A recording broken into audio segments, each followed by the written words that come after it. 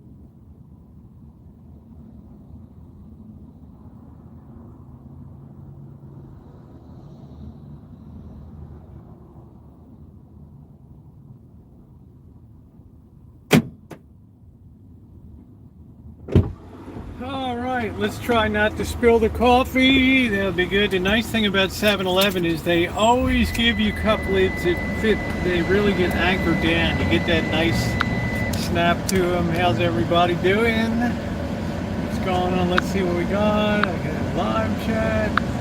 What we got? We've got Callie Mo. Hello, Vegas Fixin'. How are you doing, sweetie? Good to see you. Bobby Kimball, as usual. My honor.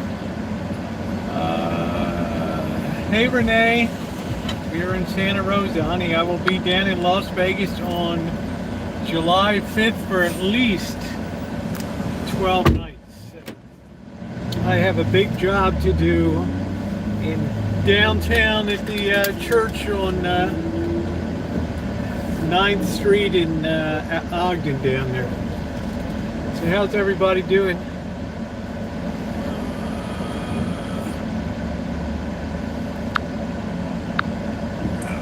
Top chat.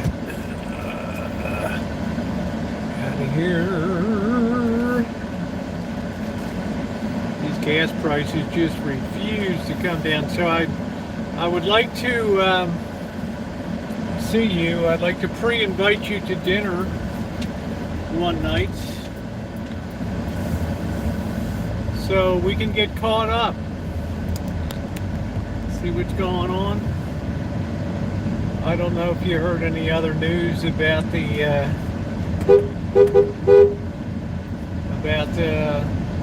cat and that thing, whether that was real or not, I don't know. All right, so we are underway. We got a really nice night, 77 degrees. I think I'm gonna have some I've had this hamburger patty thawed for a couple days, so I'm gonna have to use it. I'm gonna have to use it up. So it's like now or never. I've got to go for it tonight. So we're going to have to, I really like it. We're going to have to do the hack job chili, which is no penance. That's for sure. I enjoy it a lot. I thought we might have a coffee tonight. I know I'm early. People are used to come. A lot of people set their schedule by 5 p.m. on the West Coast. I get that. I need to work on it. You know, it's okay, honey. And still no evidence. See, that's what I'm saying. So I'm not saying a darn thing. Right. You got a lot on your plate. I mean, you've had kids to raise and everything else. So you get that. You get a hall pass. So let's get together. We'll get Mr. Z there and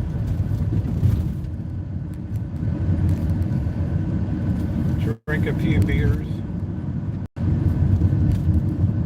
I don't know if you drink. I don't know. I mean, I don't know. All right, as we roll and our evening underway, please hit the thumbs up button. I'm glad to see everybody. It was a day of, I think the allergies have finally significantly gone down. So tomorrow's the day I'm going to dedicate to all finishing up all the outside work that needs to be done. And then over the weekend, I can turn my attention to starting to procure the materials I'm going to need to make sure I have all my tools, tile cutting saws, and framing squares, and sheetrock squares, and all the stuff that I'm going to need to plumber's wrenches.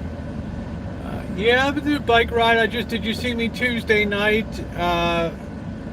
Vegas Vixen, I went on a ride on Tuesday night. You can see that the Taco Tuesday ride, we have had about 110 people. Yeah. I think last year at the beginning when I first used to ride, we had about 50, 60 people. So it continues to grow. It took a day for my hiney to recover. I don't have a whole lot of cushioning in my hiney, so it was just the way it goes. What are we doing? Are we gonna parade? Are we in the presidential motorcade? Am I gonna go left? Am I gonna go right? What am I gonna have for dinner? I wonder if the senior menu, am I still gonna make it? I hope the pastrami's not gone. Let's go. Don't jump in front of me. Here we go. All right. Everybody's setting me a pick. We got left, right, center. What am I doing? What's my next move? There we go.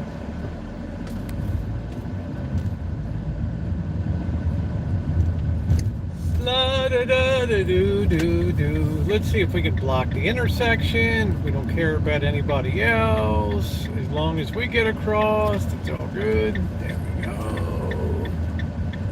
Nasty, violent weather. Blue light special. I thought you said Bud Light special for a minute.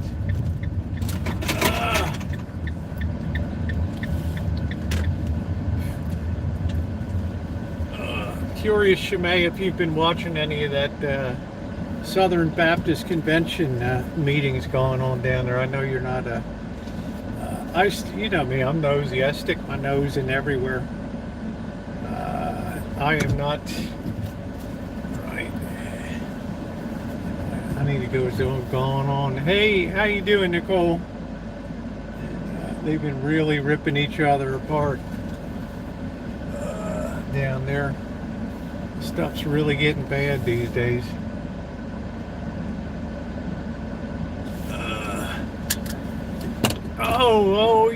I don't think I ever would have done something like that. Plus, I'm not the ideal. I'll probably be the ideal anti spokesperson because I'm moving away from that now. So let me put this down. So I'd probably be the hero of the right. How you doing, Duncan? What's going on? How you doing? Yeah, that's good. Randy still goes on that ride, so I guess he's in. I guess I can take it by inductive reasoning that he's doing pretty good. Are we charging? No, we're not. There we go. You can imagine. So, hello everybody. I hope everybody's doing well. Let's tighten that up. I always feel like I'm a mile away. You get two chances to tighten into about a 50 millimeter shot and a 30 millimeter shot. So have you seen any of that, Shimei? Do you know what I'm talking about down there? His bike got stolen 2 weeks ago. Wow. Wow. People still do that stuff, huh? I just don't, but he has a million. Yeah, I just don't feel like lugging a bike down to, and I'm not quite sure I'd want to be riding around in the heat down there. And although it's been a cool summer so far. Hey, Louise, how are you? How are you? Good to see you. Southern Baptists need women, Pat. Well, they just kicked them out. This is a dumb question. How come you drive such a big automotive vehicle? It's not as big as you would think that it is. It's actually, it's no longer than a standard passenger vehicle. When I first got this, my intention was to use it as a travel RV vehicle, which I did. That's hence the bed in the back and all that. And I spent plenty of night in here, starting at about 2019 through 2020, and then the pandemic hit and all. Well, we know the rest of that.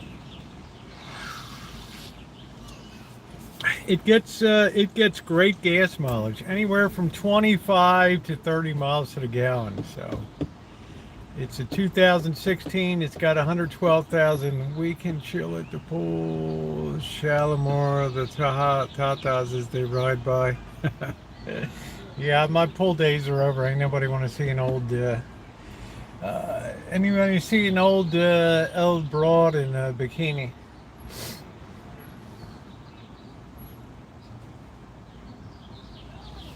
Oh, I'm just enjoying the breeze tonight. Oh, so nice. What's up, James? How you doing? So I will be down there for at least 12 days. It could be as long as 20 days. I don't know. It depends it depends the complications I run into with a very, like much that was put up in Las Vegas in the 1980s. A lot of it is very substandard. Not the greatest construction materials and methods, so I don't know what kind of trouble I'm going to run into once I gut the bathroom and look at the why doesn't it have hot water into the bathroom, and why aren't the outlets GFI grounded, right? I mean, there's a lot of questions that remain unanswered, so it could really extend the timeline. I did a lot of renovation work for years. Did you look at the video playlists on my channel of renovating the Rancho, my 5-year journey, turning the Shine Shack into a granny unit, creating the workshop of my dreams? I have 3 buildings on my property, each one of them of which had to be either gutted and totally renovated or fitted out in a way that I could use it for the things that I enjoy doing. Beginning in 2011, I have been on the Rancho 12 years now.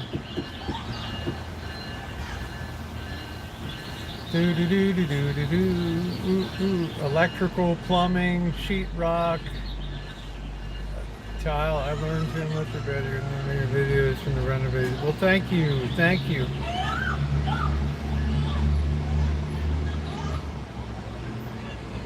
Oh, I think the kid's dumping a load in there while they're trying to hold it.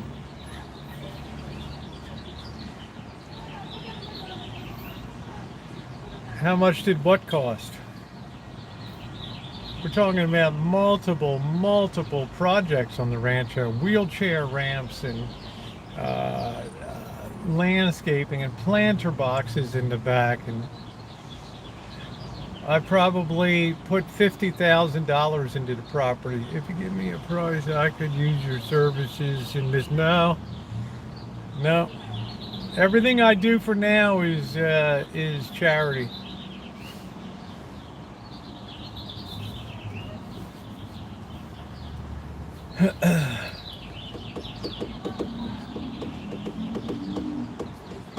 Could just pop the big load.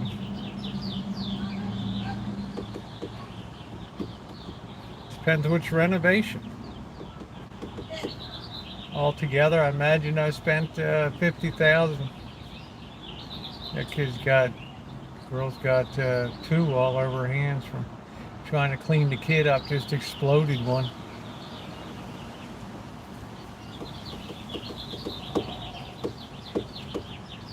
I guess it was a big wet one or something. I don't know. Yes, I did all the work myself except the floor in the kitchen in Rancho main house and the floor in the Shine Shack. Yes, I did everything all myself. Pulled every wire, punched it down on the circuit breaker box, did it all. I went from a circuit box that had about 5 circuits to one that had 25 by the time I was done. There were only 3 lights in the whole house, not counting the kitchen when I moved in. Yeah, no asbestos now. This is California.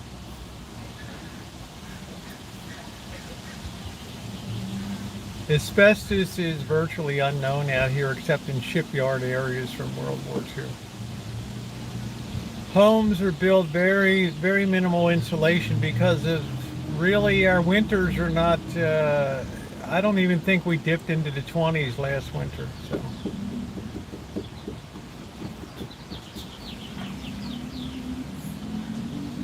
Well, you should have GFI outlets that, especially around water sources and kitchens. You don't have to put a GFI outlet in every location. You just have to have the upstream, the head end, be a GFI. And then everything downstream from that, any other outlets are also enjoy the GFI circuit breaking features. Hey, JR. I thought your mom's stuff was already done. You're not in Michigan, are you? I mean, you're in Las Vegas, right? Rory, I thought all of your stuff was done up there. I'm having a contractor look at my church tomorrow. Whew. Better gird your loins, Shimei.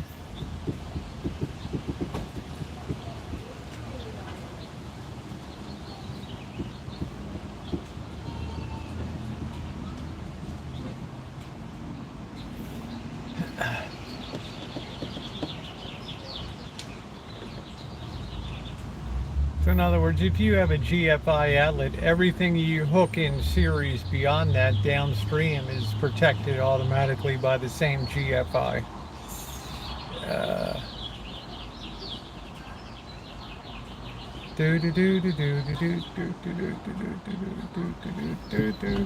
I thought he was a minister now or something. He came in, he popped in the other day.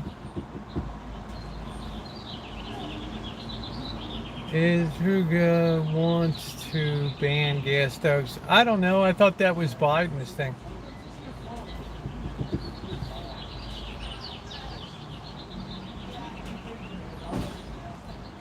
I guess the yeah, you can put a lot of outlets. I guess any sort of carbon fuels we burn, no matter how efficient, still evidently results. Hey, how you doing, Ducky? I'm one that has confidence apart from worrying about every environmental issue. But he's seen my mom more than me and hangs to my mom with, oh, okay, all right. I see where the kid tried to start the helicopter and left it in the house, and that was smart they caught him. I don't know. How you doing? How you doing, Jujubee? I'll tell you honestly, after that trans woman flipped her dress top down on the lawn of the White House at the LGBTQRSTUVWXYZ plus celebration there as an expression of freedom, nothing that you could tell me any day now would move my needle anymore in this country. Not one single thing could move my needle anymore.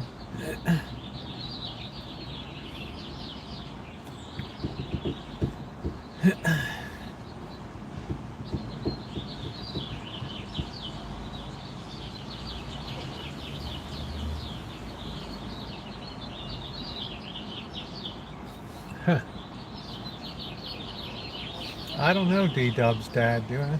Oh, he is dad now. Yeah, I was confused for a second. Yeah, I got it.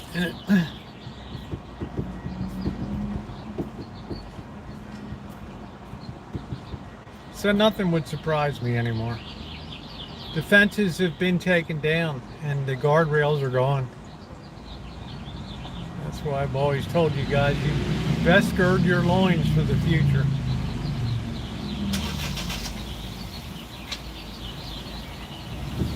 Okay, Lee. Okay. All right. Well, I gotta get the program.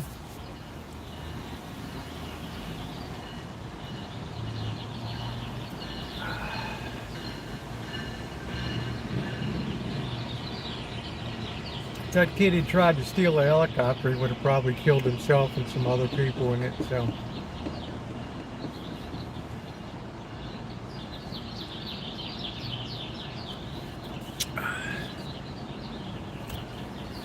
You get what you get. So yeah, nothing would surprise me anymore. I don't know how people's thought processes even work anymore.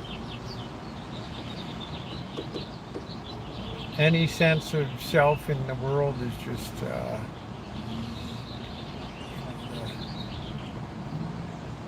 I told Ronnie, conscience in today's world, conscience today is on life support.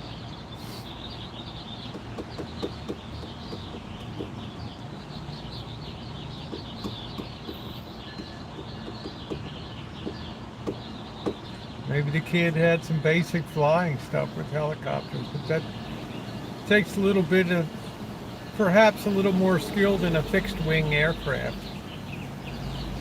Does change, I'm moving, if this country does and change, I'm moving to Europe. Change in what way? I mean, which way would you like it to change? Europe is in the same situation. It's all of Western culture.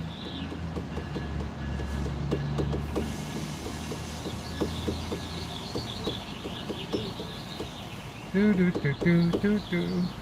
You might go off the frying pan and into the fire. I wouldn't want your cheese to slip off.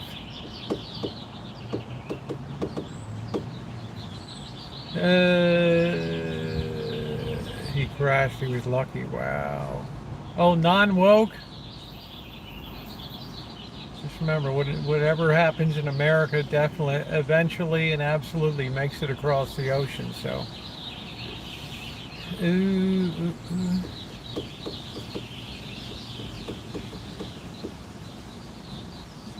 We're all figuring out the AI stuff now. Hey, summertime.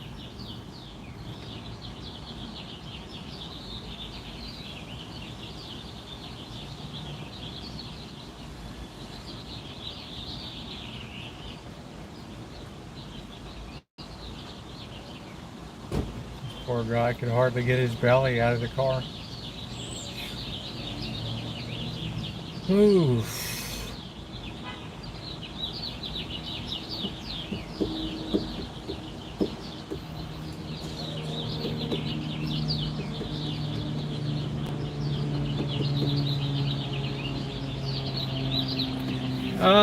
They still don't have the processed food and preservatives in many countries. There is, I guess you meant hope.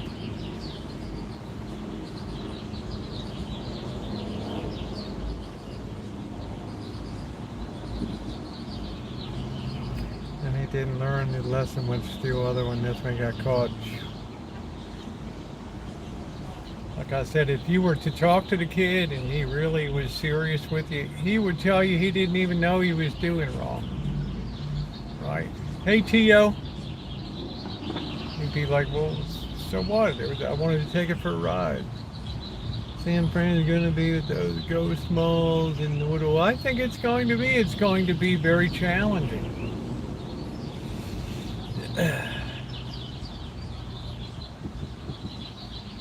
We're having this huge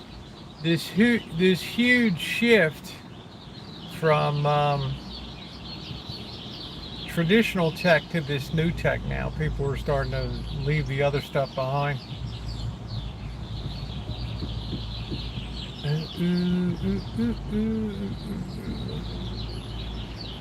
I don't think I was in LA last month. The service. I don't know. I'm not on Facebook anyway. I found Facebook boring.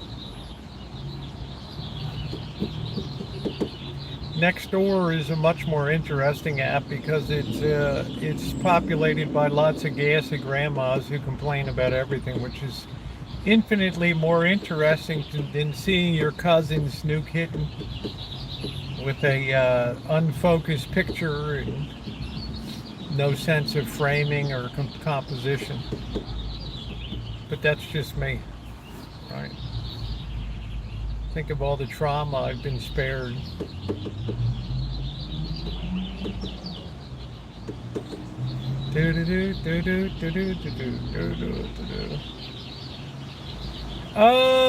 I'm keeping busy, Tio.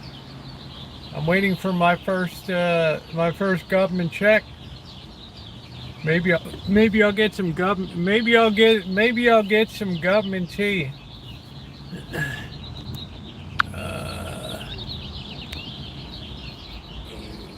Maybe I'll get some government tea. Hello 2.0. Ooh.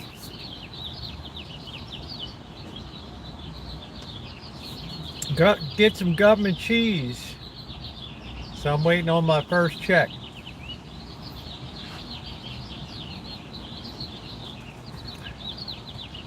Did I ever sell real estate? No, I never sold real estate.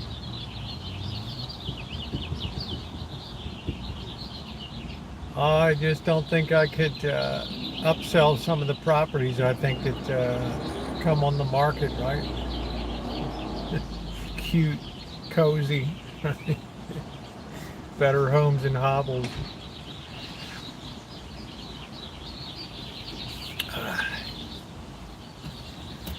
Ducky, you ask whatever you want, honey. Anybody can ask anything here. It does not, if it's personal, I may or may not answer it. That's my option. But, you know, as long as we communicate, which we always do on this channel with respect, then we're good to go. We have backup here with ordained ministers, so we're good. They can whip out anything from Romans, Corinthians, Galatians, Timothy, anything we need. Book of Tobit, we got it all covered.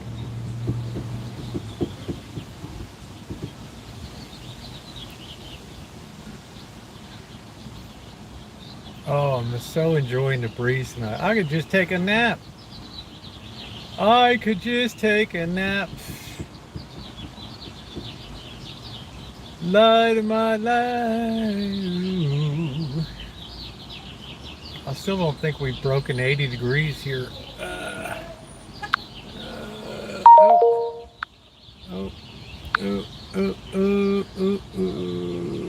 All right. Yeah, I've had a bed bug. I converted this van out in 2017.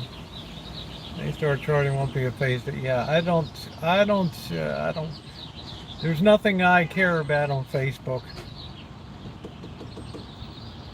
And as soon as they charge, that'll just give a bigger opportunity for a competitive platform to grow. How you doing, Alex?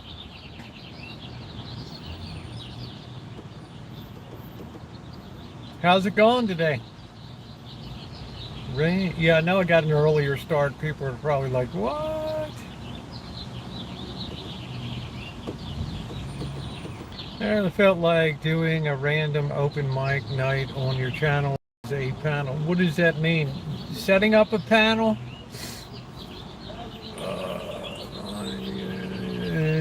That's actually early. Is it true that folks can't sleep while stealth camping? If the road is not even... Well, I have to seek out... Hey, Barry. I have to understand.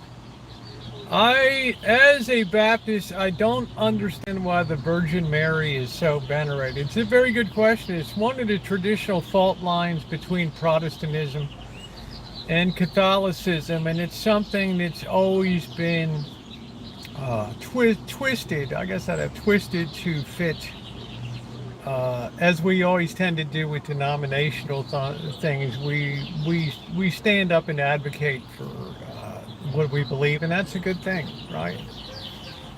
But it's something that's always been taken out of the true meaning of it. The Catholics hold that the Virgin Mary is very special for a couple reasons. Number one, she was without sin,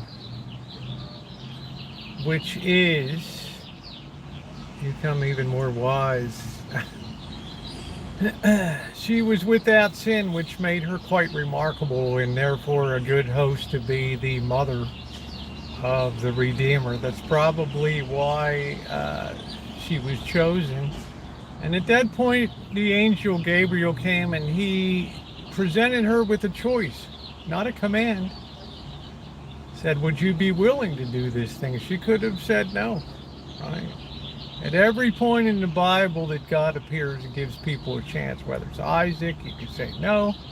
Whether it's Noah, probably Moses could have walked the other way. You know, you're always given a choice. So there's absolute free will, okay? She could have said no. Now, due to her special status and being the one that at the wedding feast of Cana, for example, when the first miracle that Christ performed, changing water into wine and making additional wine, it was her request. Right? She looked around, said, hey, the edge is coming off the wedding party a little bit. We're kind of running out of rocket fuel here. And she leaned over to her son and said, would you mind taking care of this? It'd be a nice thing if these people could continue and enjoy their celebration, but they have run out of wine. And at that point, the Lord said, well, you know, my work has not really begun here in this place. But you know what? Because you're my mother and I love you, I will do this because you asked me to do this thing, and the miracle was performed. So therefore, there's a very special relationship between the Lord and the Lord's mother. Okay? Now, when you think about that relationship, it would naturally flow from that upon the death of Mary and the ascension of, let's face it, when everybody else vamoosed at on Good Friday at the crucifixion, everybody ran like over the hills to get away as far as possible. Right? There was only one disciple that stood at the cross, and that was John the Beloved and Jesus' mother and stuff. So there's a very special relationship there. So when people say, why is Mary important in the church? It's the same reason that the saints are important. Because these are people that we hold to be incorruptible. These are people that the Catholic Church declares to be in heaven because of the devotion and in many cases the martyrdom to their faith. So much like in your Hey Cindy, much like when we come in here and people say, like, for example, Sunny Girl is is ill right now and in the hospital. So when somebody comes in and tells us, hey, asks, would you mind praying for me? Would you keep me in your prayers? We don't tell that person, I have no power to, who am I? No, we believe that we can be intercessors, intermediaries between other people and the Lord, right? It just makes perfect sense, right? So when people pray to Mary, they're not praying for some favor that she's going to grant. They're praying that she will act as a mediatrix. She will act as an intermediary, and once again put her mouth over to the ear of the Lord and say, do you think that you could help this situation here? So we hold her very powerful. She has also appeared at places like Lourdes and Fatima, and certain secrets were revealed at Fatima that about the coming of the World War and about other things, and miraculous miracles of healings and things have happened at places that she's appeared. Our Lady of Guadalupe in Mexico and things. So there's a lot of reasons that it makes sense. That's nice, Cindy. But to say we pray and venerate her would not be correct. We venerate her in as much as we believe that she has the ear of the Lord and is sin-free, and the only perfection of humanity that ever existed on earth. So why wouldn't I think that that's a great thing to have to speak on my behalf? And I think that's kind of a long roundabout way of why she is a intermediary and not. We all believe, all of Protestants, Catholics, we all believe in the Trinity, and that there's this authority of three there. So, but it's nice to have it. Also, the Bible says that a woman will be forever at enmity with the devil, and we believe that that person is Mary, because the devil was so enraged, Lucifer, that a human being would redeem humanity, whereas the fallen angels couldn't be redeemed. That he was very jealous and envious, and when he found out that Mary was to be installed with the Lord in a high place in heaven, he became envious. Envy, pride, envy, right? The concupiscence of humanity, the tendency to sin, right there. So I guess that's a long roundabout way of explaining why it is so important, and praying the rosary and things like that. Have you thought about giving your life to the Lord and help folks see? No, Tio, I'm in no way, shape, or form. I have ordained ministers on this channel, right? Shemay has studied theologically. She knows Greek. She knows Hebrew. She's who am I? It's like telling Shemay, hey, can you come over and can you wire this circuit breaker box for me? I'll just grab a beer and you'll figure it out, right? I don't want to get my hands caught in the electrics, right? So, no, in no way, shape, or form would I do that. No, I'm not that. Yeah, Bill Horn's ordained too, so I'm not. I'm not that. I had to work out my own stuff, so. And that for me has been very fulfilling. Does it mean that I'm going to be a freak? No, it means I just live my life a different way, conforming to what I used to be, and still having a good time on YouTube, and helping out where I can, giving help when people ask me. And the theology is called Mariology, and we have a whole branch of priests called Marianists. That they are, much of their devotion is centered around her, and prayers that she intercede for humanity. Yeah, Glenda Jackson died, 91. So that's the reason why. But the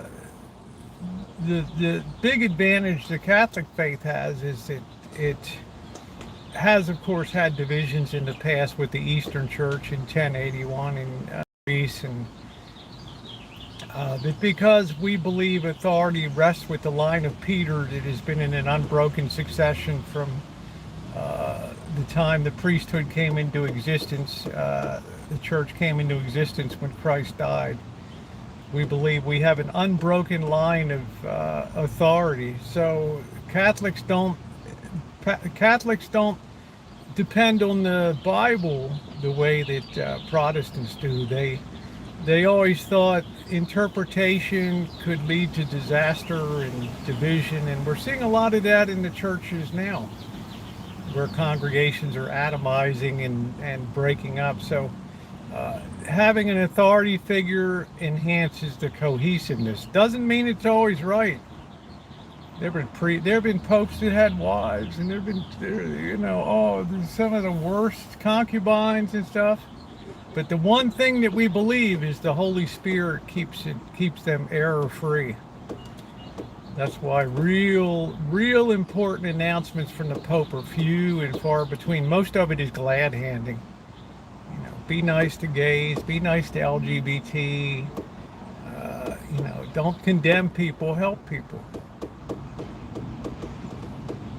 So it's all like a PR. It's more like a, what would you call it, Shemaine? More like an embassy? I don't know. You could ask Shemaine. She went to Catholic school, so they fixed her up. They got her writing well, reading well, speaking well.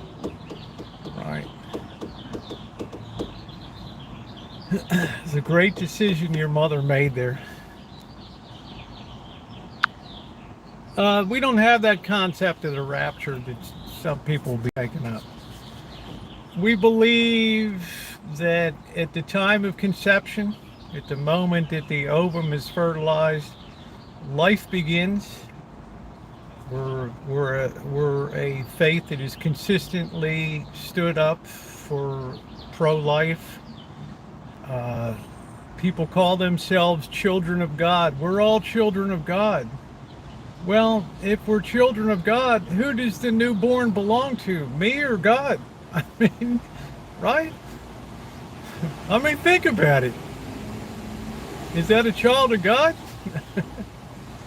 Or is it mine? Is it mine? They're not experts at condemning people. They're experts at holding their faith. You, on the other hand, wants faith to be squishy and rubbery and be able to move all over the place. You want to worship as you believe, right? You don't want to worship as you don't want somebody to tell you what to do. So that's considered condemnation when you hold your ground. Hey, good to see you too. So that's what passes for condemnation when you decide to hold up the right to life and other things that people didn't even have to think about until the 1960s, with the introduction of contraception and aborticides. It opened a door, and a culture that practices that is a culture that will bring in abortion and eventually the death of the society. And we're seeing that being visited right now is fewer and fewer people decide who gets to live and who gets to die. Here we have euthanizing old people, and so it becomes a pagan society. Hey Laura, so going back to at that moment of conception, we also believe that there's a soul that's created by God at that moment that's put into that being. Now, when you extinguish that life, when you take that life away, we believe that you have interfered with God's ongoing plan for creation. Hey, Robert. We also believe that when that child's life is terminated before baptism, we're denying that child the certitude of the beatific vision. We're denying that child the possibility of the absolute possibility of seeing the face of the Lord. Further, when that child's life is terminated, all the generations after are now snatched and terminated too. So there's rolling repercussions that roll through. This is why we believe in the sanctity of pro-life. We also reached a point where populations are now collapsing. The United States birth rate has dropped to the lowest in 100 years because people have lost hope. They've lost faith. Right? And now we face a population problem of not enough people to support the old folks. So guess what's going to happen to the old folks? Sayonara, baby! All right, there's going to be the temptation because the guardrails have been removed that it's time to just, well, another couple plugs got accidentally kicked out by the cleaning crew last night, and onward and onward. Now, once that soul, if it's allowed to live, and even if it's not, that soul lives forever. Okay? Souls don't die. People are infused with the spirit. It doesn't die. Your body dies, but the spirit lives forever. Okay? It lives forever. When you die, at that moment of your death, you stand before the Lord. At that moment, you have what's called your particular judgment. And at that moment, you know in your mind, without having to be judged, whether you made it or not. There will be no surprises. Okay, Robert. There will be no surprises at that moment. There will be no, well, didn't you know? It'll be like, oh yeah, you're right. Yeah, you're right. Yes, I put myself above all others. Yes, right. I put my desires ahead of my child's. Yes, I had to have the new car. Yes, I needed to have. No, I couldn't do the kids' homework, and I didn't care. Blah. It'll just be the deal. And then at that point, you go. Your soul goes in one of two directions, right? Now, the Bible itself in Matthew tells us that Jesus Christ himself said, strive to enter through the narrow gate. Right. And at the end of that statement, he declared, when somebody asked, will few people be saved? At the end of it, he said, few people will find the gate. Now, what do you make that to mean? Everybody makes the gate? Hey, honey, everybody gets in just because I face the cross and say I believe I'm saved?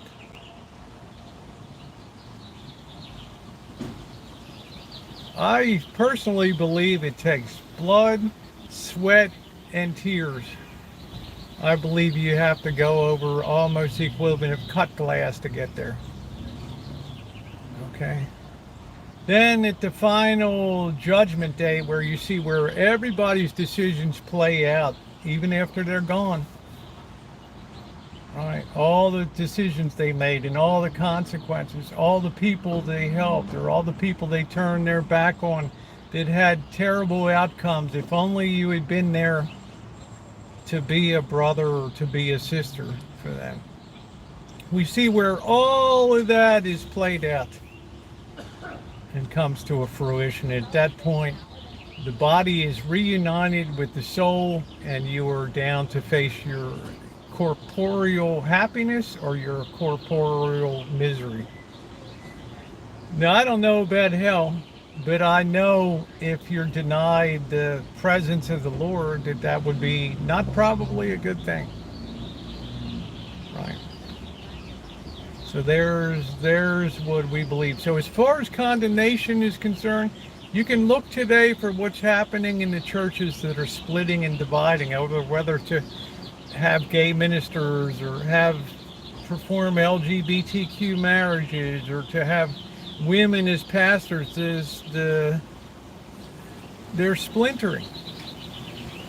Right. So does anything really matter anymore, or is it all subject to personal interpretation? Hey, Joni. The downside of the Catholic faith, of course, is that it became a mega center for abusing people and kids, and ruin many lives. And that's something that sadly happened, and it's led to a severe shakeup, and there'll be penalties for that that'll play out for decades with huge financial settlements and destitution, closed churches, parishes, archdioceses. Right.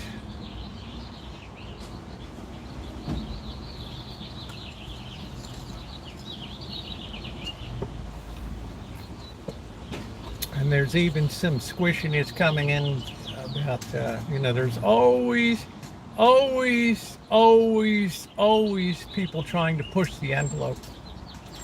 There's always people that want to force their will on others. All right. Hey, boy, bod. It's like the whole feminization movement with its militancy is probably in a large part driven by jealousy and envy, right? There's a lot of things. There's a lot of problems. Everybody is splattered with, you know what? Nobody gets out clean. Nobody.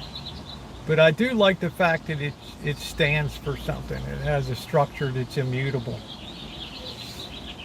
We don't have conventions. We don't have votes. We don't have, even then you have bishops that decide to do their own thing. And what are you going to do? So how you feeling, Robert? Now, Shimei, I don't know if Ronnie's here. We put the disclaimer on. These are Rosie's views only. Right? We always have to have that disclaimer because people are like, oh, somebody asked me, and I answered. So, as far as I can determine, that's the basis of what I believe. It's a structure that, if everybody practiced the true tenets of what the faith is, you wouldn't have the world that you have today. This is why young people are not going to churches anymore, because of hypocrisy. It's do as I say, not as I do. Thought on the recent aliens, Vegas. I don't really believe there's aliens, Sig. That's been a long-held belief of mine. I think that we're alone here on this planet. I think that we are an experiment, and therefore I believe that we are unique. I was just trying to bend my leg. Oh yeah, that's going to be it. Thank you, Ronnie.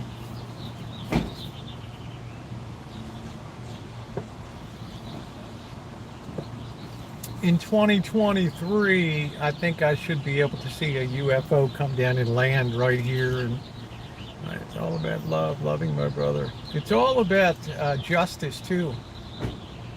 And that's the most disturbing aspect of the change in religion that I've seen over the last 50 years. Was we used to have these preachers that preach fire and would put the wrath of God into people, and had people living sharp, and living in trembling and fear. But that doesn't go down good in our society today, where people want to eat the food that they want to eat.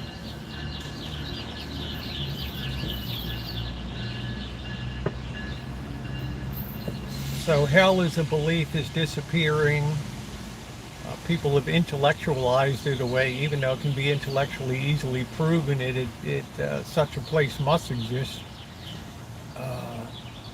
So we've changed in from God being a God of love and justice to just God being love. That's all. So we're supposed to toss out the justice parts of it. That doesn't matter anymore. We can do anything. God's forgiving grace covers all. We're good. We're good. So our society begins to reflect our collapsed and practiced beliefs.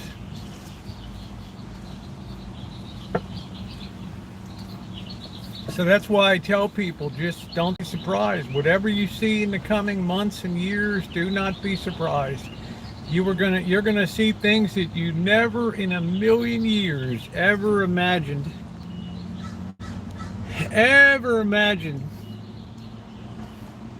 Yeah, exotheology. Now some people can believe it. Heavy stuff. I know you're gonna do. You think the transmuted is satanic? And I'm not going to answer that, voivod, because to do so would be to set myself up as a judge. The only thing I can say with certainty is what touched my heart, right? What changed me? Not radically. I still come out. I still drink coffee. I'm still in kitchen stadium. I still travel. I still do stuff. I plant vegetables. But it was remarkable. If you ask me what the number one demonic force in the world is, it is division and destruction driven by pride and envy. It's all like McDonald's. Everybody wants it their way now. How did we get along for, 1900 years, right? With things set a certain way, and all of a sudden we got modernized.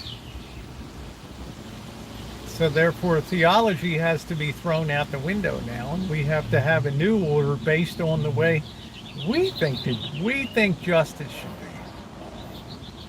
Right? The way we think that the world should be ordered.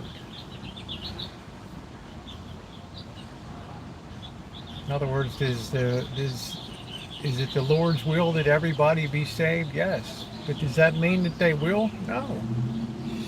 Hey, Deb! The blue cap tonight. Hey, Dawn. How are you?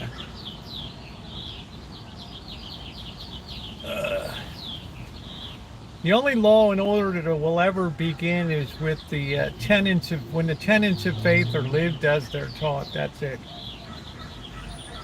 There will be no turning back in society now. The fences have been removed. I've talked about this for well over a year.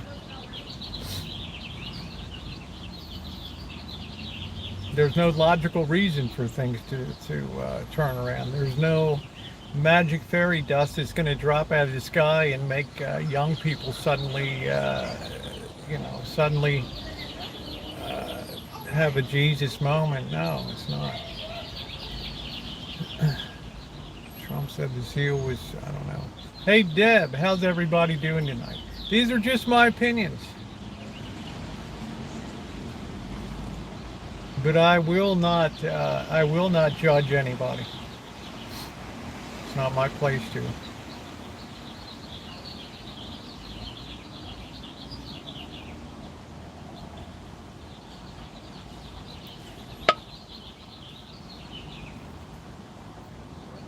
My only hope is to do my tiny little infinitesimal little teeny weeny little micro dot head of a pin thing to try to live by example.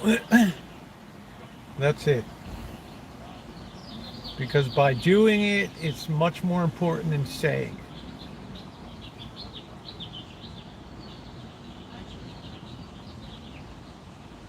right? Which has more impact on your children, telling them or actually living it? They look, well, you don't go to church on Sunday, or you know, you've always one fancy car after another, living the high life, and vacations and cruises. And I couldn't engage in that stuff when I see the frantic need that's in the world to do that. My heart just wouldn't be in it. But if Shimei was organizing a trip to the Middle East, then I'd make it work. Yeah, the Unabomber died.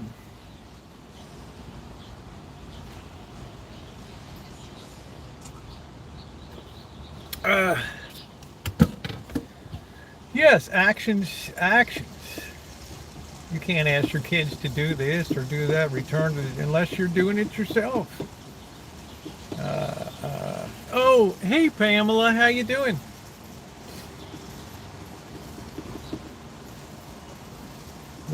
When you put it all together and you look at the world today, and you look at the 7.8 billion or whatever people are on planet Earth today, and of which half of them or so are supposed to be Christian. Let's just round it off and say 1.5, 2 billion, maybe 2 billion, 2.5 billion Christians. How many of them are really living? How many of them are really living the life? I mean, really living the life. Let's be real, right? Hence, that's why the thing that always floored me was the narrow gate. I don't care what a preacher tells me the Bible's, this St. Paul's letter to the Corinthians here says this, the Romans says that, and blah, blah, blah. I'm saved by faith and justified by faith. I look at what the Lord said. Few will be saved. Therefore, that directly contradicts the idea that it's an easy road. I think it's a lumpy journey and a vale of tears. Joni dresses Michael Myers. You might induce somebody to have a heart attack with a Michael Myers outfit on, and then they're going to sue you, right? They're going to sue you. They're going to sue Uber. They're going to sue your mother. They're going to sue everybody.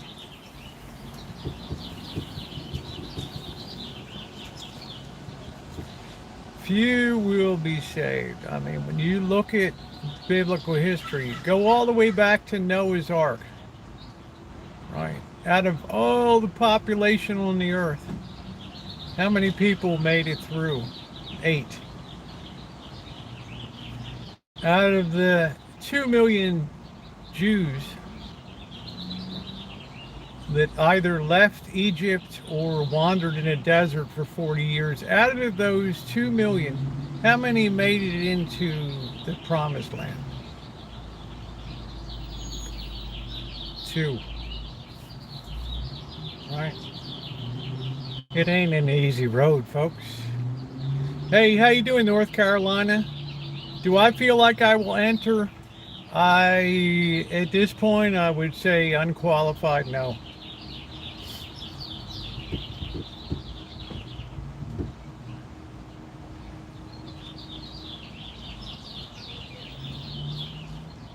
I contemplate, as St. Paul said, contemplate your salvation with fear and trembling. Now, I'm not here to undermine anybody's beliefs. Once again, my moderators will tell you my beliefs are my opinions only. As Ronnie says, the opinions of the Creator. I could be as wrong could ever be. Ronnie can't do a comment back. Hey, 2021. Totally and completely my opinion. I would never seek to undermine anybody else's belief. Rosie, have you ever felt scared of this? Yes, of course. I've had some real bad dust ups there. Uh, well, it's another thing Catholics believe. I believe that with the unbroken succession of laying of hands on in an unbroken line from 2,000 years ago. I believe that when I sit in front of a priest and I tell him what I did wrong, two things happen. I have to humble myself in a way that is so contrary to our nature as human beings, to go before somebody and tell them this bad thing that you did.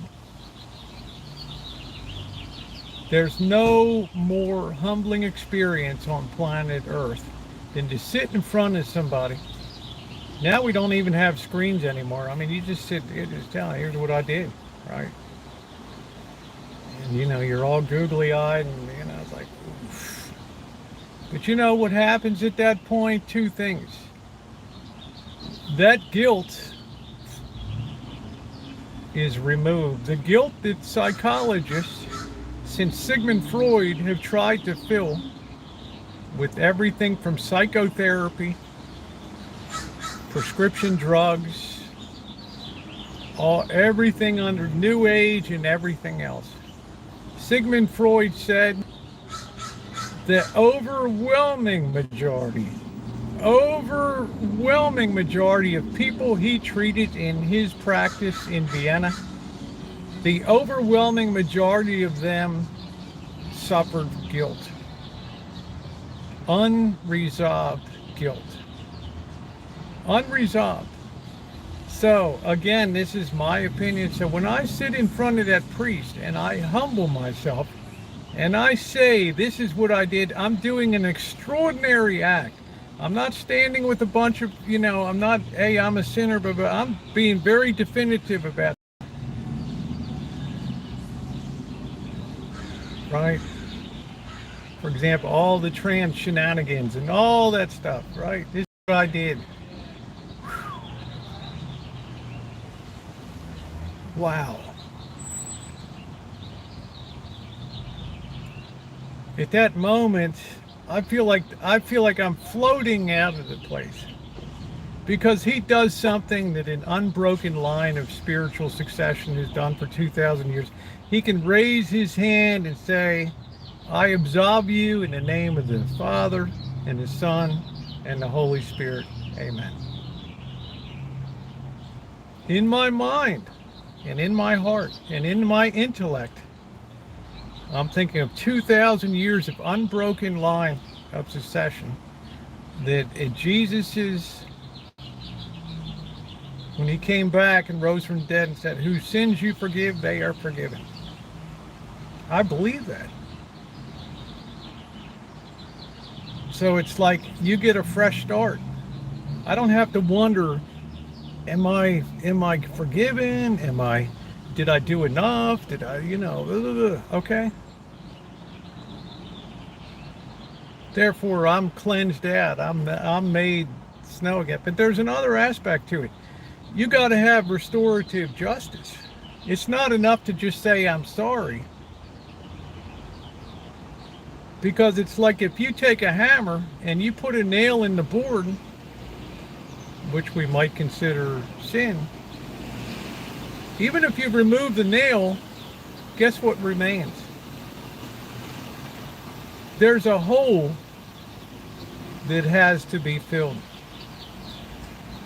right? That's where the idea of penance comes in, that you try to go back, to stand in front of my kids and say, I've made a terrible mistake, please forgive me. And you got to eat a lot of crow, but it frees you. I don't need gummies. I don't need a psychotherapist. Because I have faith. But when I leave there, I'm like, well, I got to go back and do this. I had to call an old friend of mine from grade school. Hey, sorry I did this, and all this, cleared all the decks.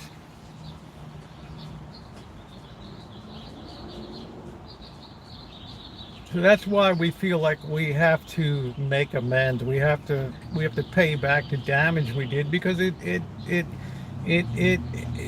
affects and it disrupts God's continuing creation of the universe. Right? Our actions disrupted that. I just believe that I can talk straight together, and they just say a middleman, just my opinion. Hey, lurker. You know what I would say? As long as you're talking to them, then, right? How can anybody find fault? Right? But in as far as confession and things like that are concerned, I believe, my faith believes, that I have to have somebody in front of me that has the power to absolve what I did, to remove it and tell me, now you got to go do this to make it right. Ooh, that's a big task. But in doing that stuff, the hole gets filled again, right? And you feel like you've leveled off.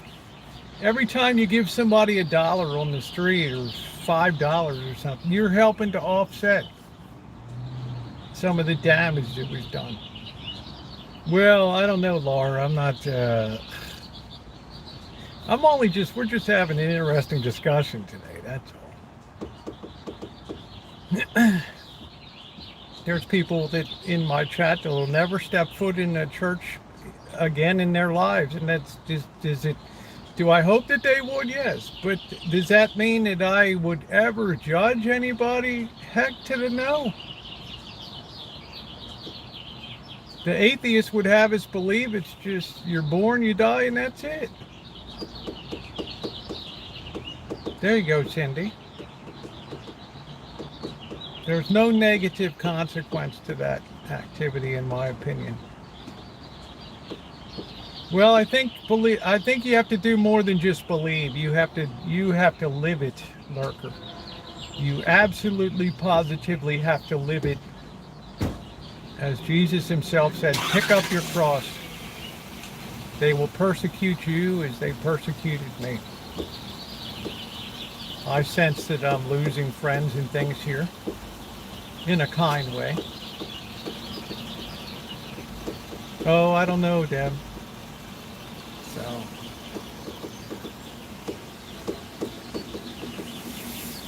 Oh. These are just, it's interesting. It's just what you believe. Do I center everything I do around it? No.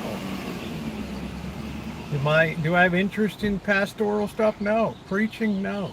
I don't have the gift of Shemay and all these people that have these, that can instill greatness.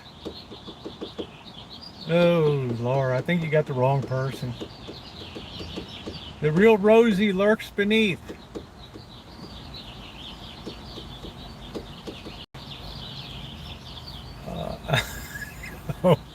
Earth angel.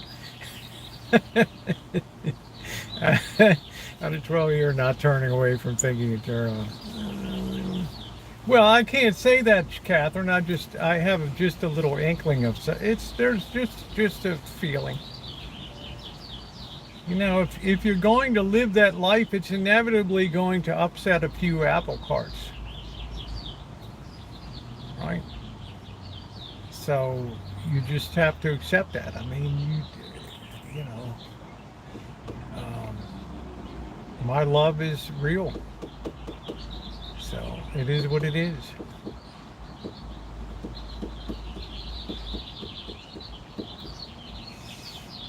You always hope that you have everybody, you keep everybody in your life. And I may very well be able to. But when you think about how can anybody in their right mind go out their door at night in the middle of in the middle of the desert and look up at that sky And after contemplating that and looking at that for 10 minutes, come away with the idea that they could in any way, shape, or form be an atheist. Ooh. You never said Rosie the path. His path is going. I'm not.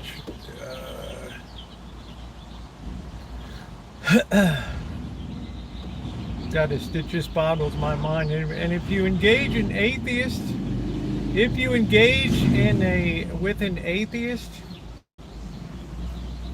and they just don't know what to say when you ask them, what is thought? So you're a scientist. What is a thought? What is it? Is a thought real? If it's real, should we be able to measure it scientifically? How much does it weigh? How is it created? Where does it go? They're like, we don't know. Then you say, well, let me up the ante a little bit. Where does conscience come from? Certainly it doesn't give you any evolutionary advantage to give away your food to another person.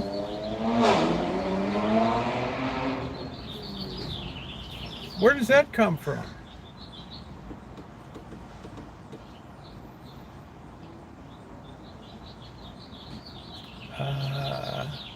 Silence. Well, I think it comes from the Lord. How about that?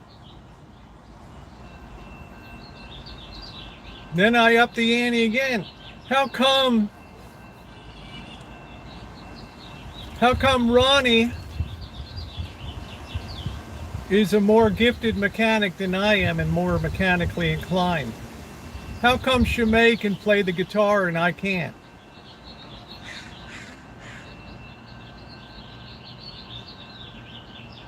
How come when I go to paint a picture it looks like stick figures, but other people produce works of art that would bring tears to your eyes? How do we explain talent?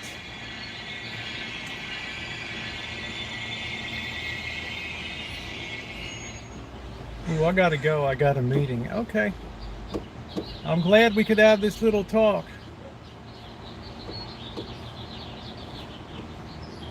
Psychology and Sigmund Freud did more to set back the human race than probably anything in the history of the 20th century, 19th and 20th century. Even the president of the American Psychological Association in the 1975 convention stood up and said psychology is a real problem. People, as a result of this, are going to lose their moral bearings. Now, you'll have a hard time finding that speech. Okay, you have to dig it out. You have to pay a couple dollars for it. All right, but it's there. In 1927, the number of therapists in the nation, psychotherapists, was less than 2,000. Today we have almost 200,000. Are we better off for it? These are just things to think about, that's all. Good night, Ducky.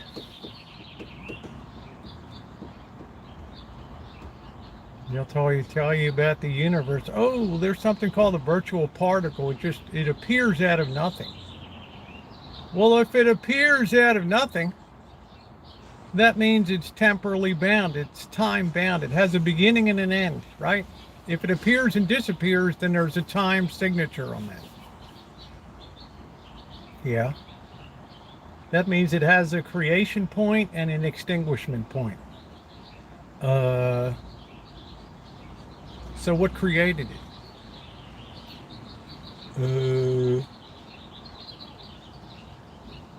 Hey Lee, how you doing? Good to see you. Let me say here, grown by the man spent taking down secondly.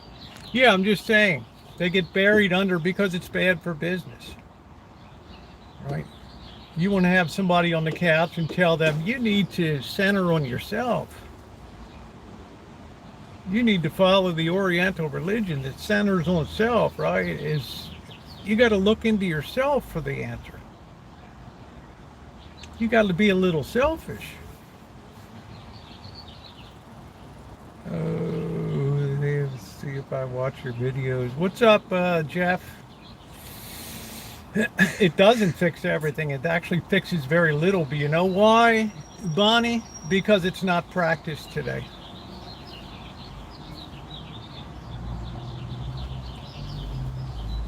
That's why.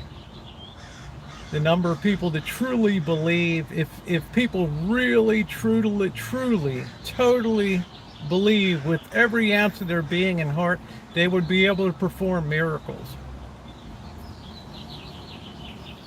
What's the difference between how Peter could perform a miracle or St. Paul, who didn't even know Jesus? Right? It's a collapse of faith. It's not a failure of of Christianity. It's a failure of the practice of it. Like I said, how many people are really living the life?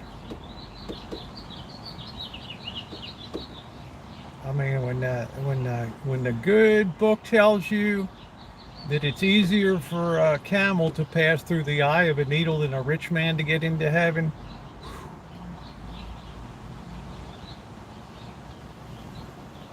This isn't an interpretation of Colossians or Galatians or Romans. This is coming from the Lord's mouth, and nobody dares mess with that. They might take books out of the Bible, parse things. They don't dare mess with that. And we look at that and it doesn't even register. Hey Angus, these are just my thoughts. These are just my opinions. That's all. It comes from James, no one involved in Jesus, brother James. There were 25 Gospels that were written.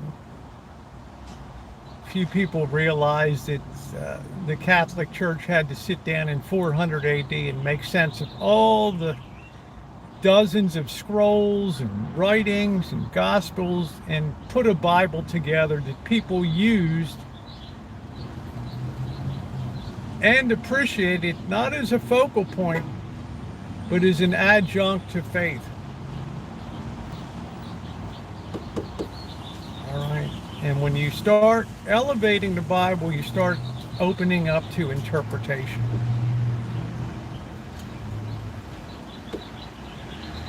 And with interpretation comes division. The Southern Baptist Convention is kicking women out of the past. They're removing women from pastoral roles. The United Methodist Church is splitting into the Global Methodists and United Methodists because over gay marriage, whether a minister should perform a gay marriage. In other words, what does it stand for? Yeah, War of the Jews. Yeah, it's good.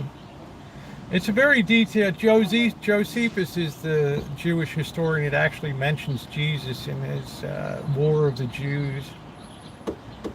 Oh. Yeah, and with different interpretation comes error. And error compounds upon error and all that.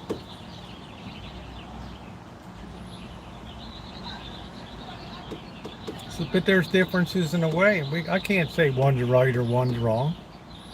I can say I vest my faith in somebody that I have faith in, is who I believe is the designated the vicar of Christ that sits in Rome.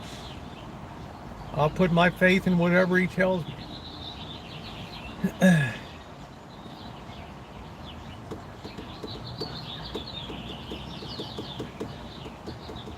A lot of the 7 volumes of the War of the Jews is very boring stuff. It's only when you get to books 6 and 7 that the action picks up.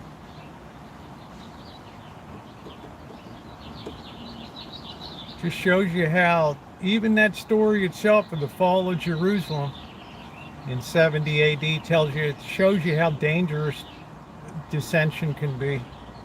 Simon, I don't know what his name was. One guy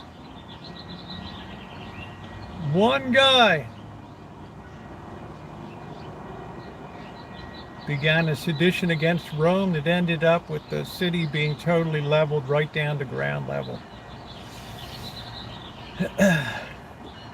Anybody can come up with a dangerous idea and get people to follow. We talked about Pentecostals the other day. Probably many of you never even heard of a guy named Sanford, Sandford. He set up a Shiloh in Maine, and he bought a ship to go around the world and take his followers with him to preach. And he got tried for manslaughter because people died on the ship because he told them you can't eat. You have to fast. Right? And, somebody died. It's just, you guys, I always tell everybody, examine the roots of what you see, where it came from.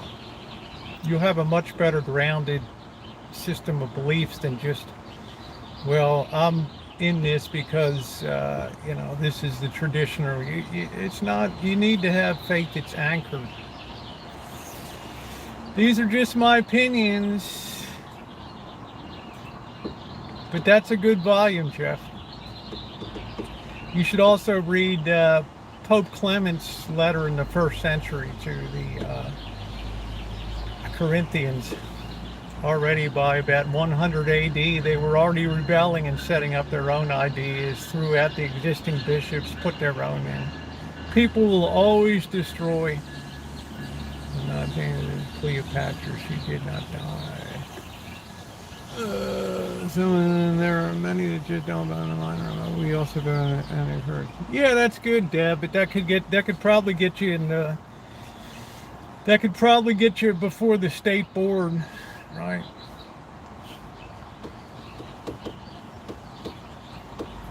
Like I told you, bear this in mind. In 1964, as a result of the Supreme Court decision brought by Madalyn Murray O'Hair on the behalf of her son in Baltimore, the Bible reading in the morning was removed from school. Unless you think I'm advocating for that, I'm not. I'm just stating a historical fact here. Okay? I'm just telling you what happened. Life magazine, as a result of polling in American things, came to the conclusion that she was the most hated woman in America. The one that removed the Bible from the public schools, the morning Bible reading or whatever. I ask you a question. If somebody was to step forward today and demand that the Bible be put back into the school, that person would be the most hated person in America.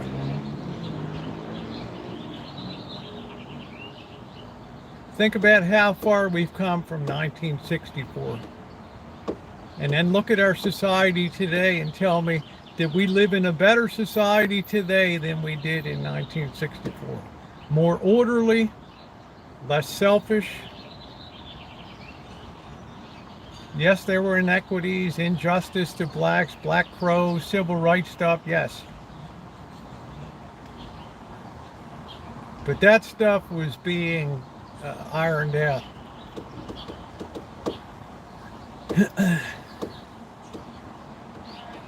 I just give that as an example of how far we've come in this nation in our thinking of what the problem is.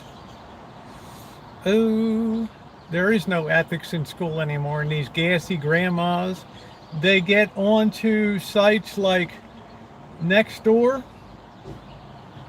and they complain because some kid flipped them off, or I had these vandals run up to my porch and they they soaked my windows or smashed a window out, or they rifled through my car, or they're riding their skateboards, or they start their motorcycles at 4 a.m. with no mufflers. And my goodness, what's wrong with these kids? Well, I'll tell you what's wrong. You ain't going to like to hear it in California, but I got the answer for you.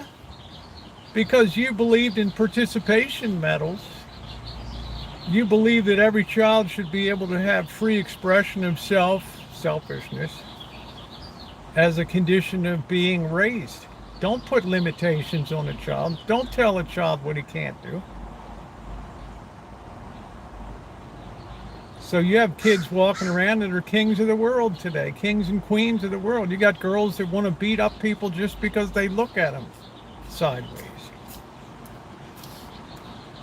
Women are literally becoming men, and men are literally becoming women.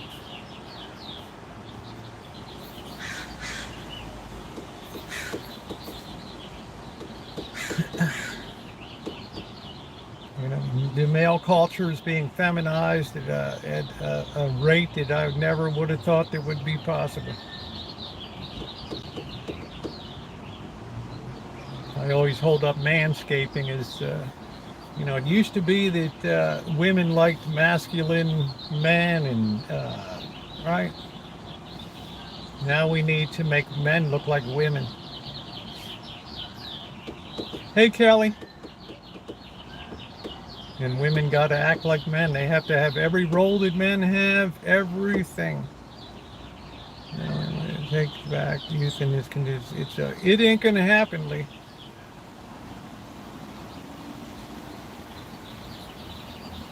Yahtzee.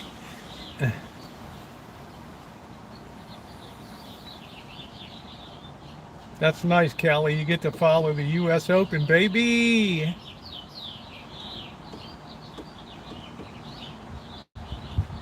There's nothing to turn it around. There is no, as young people stay away from churches and older congregants drop off, they get disenchanted with the squishiness of doctrine now, and they don't know what to believe. Maybe they were wrong for their first 65 years sitting in a pew, and now they're told that anything goes as long as we love the Lord. So confusion reigns. Young kids look at that and say, I want science. Science is predictable. Science tells us real things, not this. Look at what this is done. You guys, what?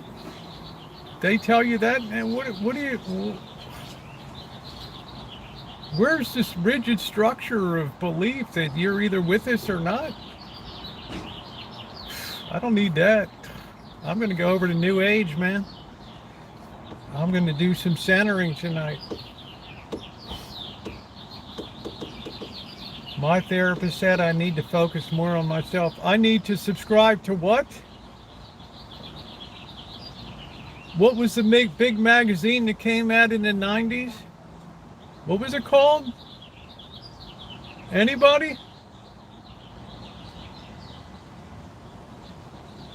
Anybody know the big popular women's magazine? It was launched. I think Oprah Winfrey had a hand in it.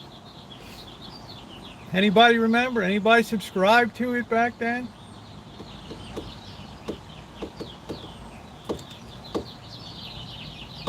Nope, not Vogue. Not me. Close. Not Vogue. Lee's close. Nope, not Vanity Fair. Not New Age. Not Cosmo. Thank you, Lee. Called Self Magazine. Self. Never in the history of America had there been a magazine that was all about me.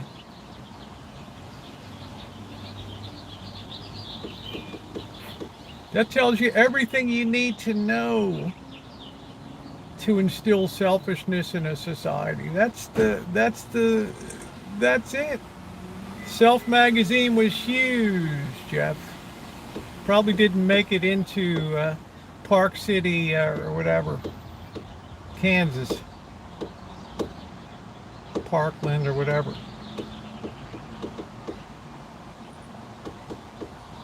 Shirley MacLaine wrote a book. What was the popular book that Shirley MacLaine wrote? Anybody remember that? Hey, I'm on it.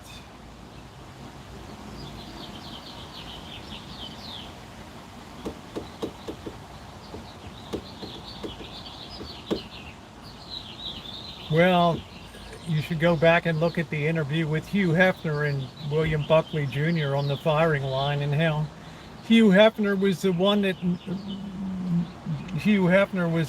normalized pornography into America by having a sense to wrap it into with articles and things to make it okay to get into the house.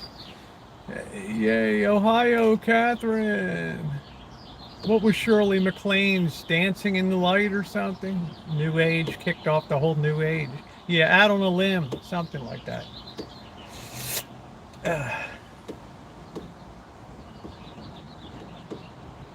It became all about me. I need to serve myself to be happy. Well, how's that working out for everybody?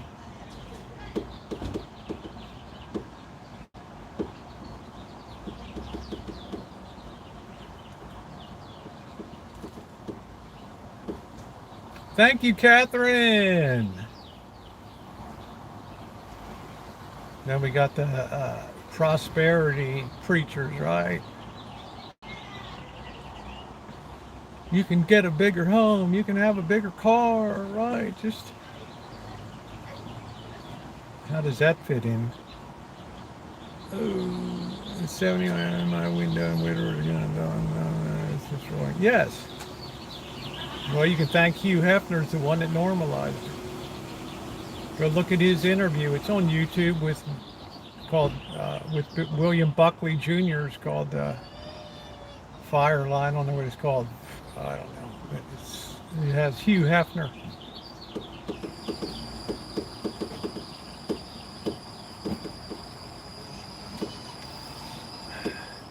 So New Age fits in perfectly because that's the philosophies, Hinduism and Buddhism, that focus on self, center on self.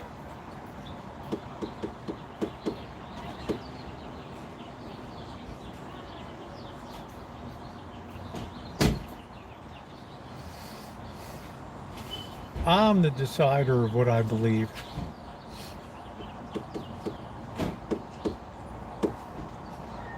And you know what happens like that? Any sense of charity goes right out the window.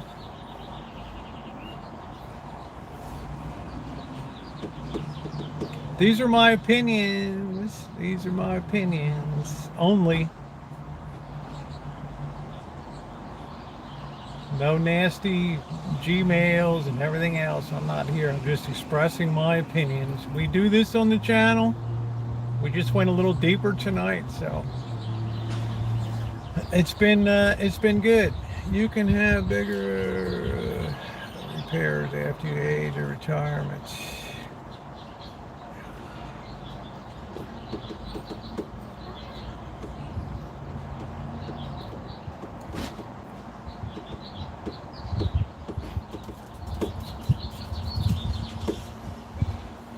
I just happen to have some people that like to think here and they like to discuss stuff. I came from Project Paperclip. And people like to be intellectually stimulated here. They don't need to be drama driven. This is what's the problem these days. People don't get what they're most hungry for. That's the truth. Yes, I believe Mary was absolutely perfect in every way. Yeah, or else she would not have been the repository of for the birth of Jesus. Yeah, There was something very special and unusual about her.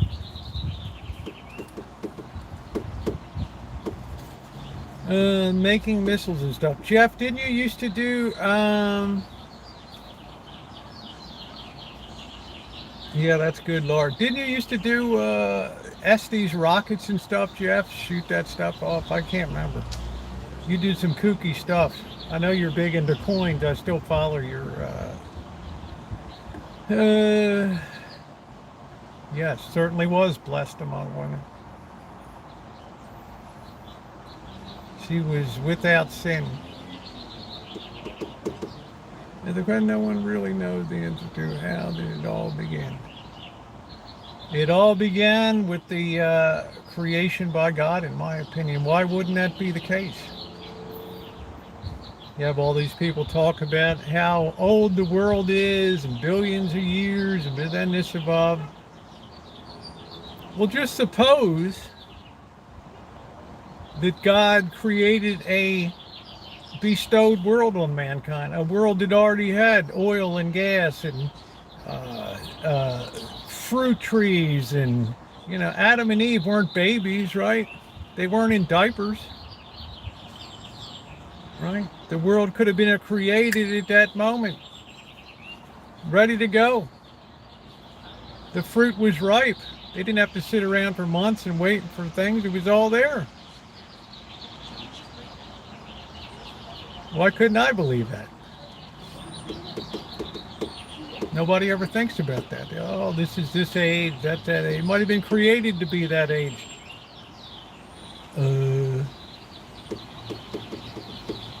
Yeah, I'm just saying, Lee, there's no evolutionary need for conscience.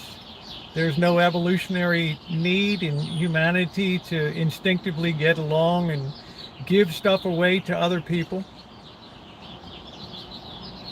Right?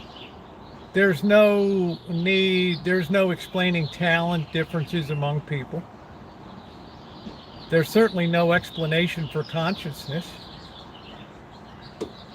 Yeah, Estes rockets, that was cool. These are things that stop atheists dead in their tracks. Send them to the drawing board. They come up with this idea of neurophilosophy. Because they see these two bowls in the Midwest. I don't know what they're called. And these two bowls, which are like little gophers that live out there, and they found that this one particular species of vole, the female and the male would mate for life. Oh, there must be some. Ooh, it must be because of. They discovered this substance called oxytocin, which I guess they made OxyContin out of. They call it the love molecule. And they said, oh, this one species of this vole, they have bigger, more developed brains. They also have much higher levels of oxytocin, therefore it's the love. There's something that draws them together. So there must be some sort of ethics that the animal kingdom displays. Right? Wow, this is life-changing. We have to rewrite what we know about conscience and love and feeling, and right. This is no longer instinctual. This is a decision to stay together. Right? This is mammals. The male's not running around moving in that. Well, they did an interesting experiment at Cornell University. They took a pair of these voles and they removed the receptors that would allow oxytocin to be absorbed into the body. Right? In other words, there was no oxytocin that could get into the system. And guess what? The voles still paired off and mated for life. Oops. Well, I guess there ain't a love molecule. Back to the drawing board of neuro philosophy. I'll tell you guys, it's a fascinating world out there. It's a fascinating world.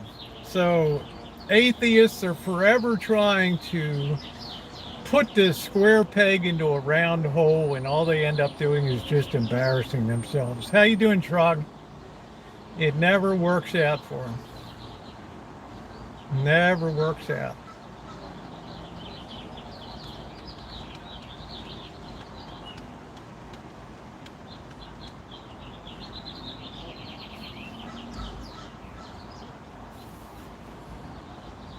You know, so tell, oh, well, there was just some particle in space. There's just some particle, and then something happened to it. Well, what happened to it? I don't know. It got hot. Something happened. Something happened, right? Something affected it. Well, what was that something? I don't know. Something affected it. Well, where did that something come from? I don't know. Well, just to tell you, God doesn't need something else to happen to have something happen. God can create it himself. He doesn't need another agent to come in, another God to do, right? You know, you get these glazy looks, and these people just like, there's something called Pascal's wager. You guys should look it up sometime. And it goes something like this: with all the real evidence of God's existence, why would you ever bet against the existence of God? Why would you ever bet against it? You sit on a tiny little rock in the middle of a universe that we've already measured is tens of billions of miles wide. And on this one little tiny rock, you're going to theorize about everything billions of miles in as far as you can see, and probably trillions of miles. This to me is the very concept of narcissism.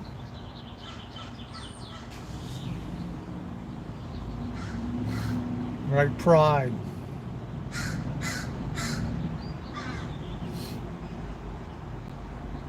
It's like if you're a grain of sand on a beach or in the middle of the Sahara Desert, and you're going to try to tell people, where did the Sahara Desert come from? Well, I can look at these 4 grains of sand next to me and tell a lot of stuff about it.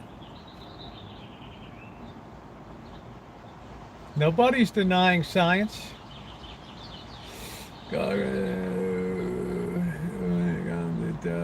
I'll be doing that after I'm dead. It's all interesting stuff to consider. It pushes. This is why science is simple-minded, because it only asks the questions it thinks it can reasonably answer. Science is always simple-minded. This is the realm of philosophy, theology, stuff like that.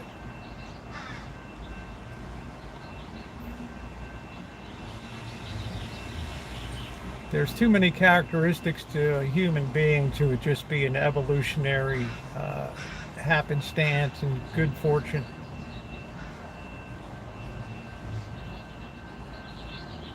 You have everything you need built right into you to decide right and wrong.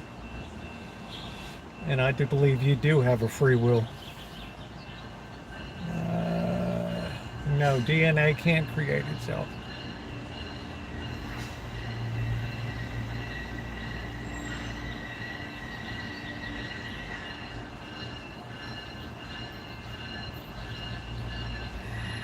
The strange thing is, and I'll leave it at this.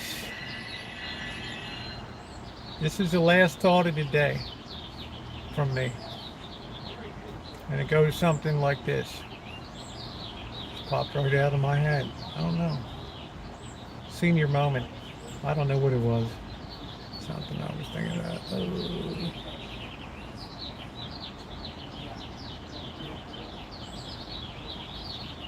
I don't know. Like all good thoughts, it just peed itself away. I don't know what it was.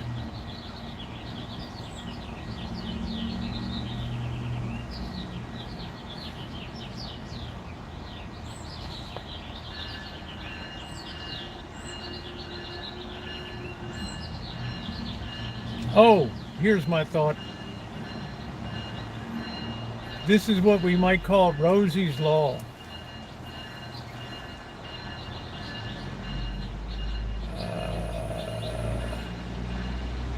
I'm not rehabbing anything. I'm just enjoying my afternoon, sitting out having an intellectual talk.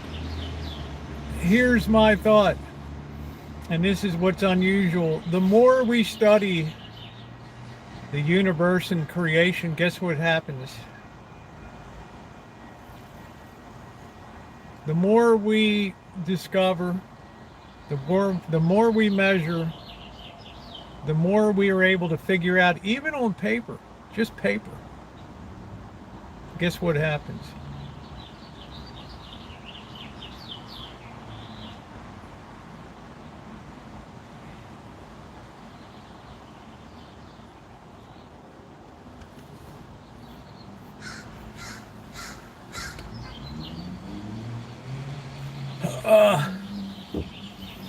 The more we know, the more we understand, the more complicated the universe gets.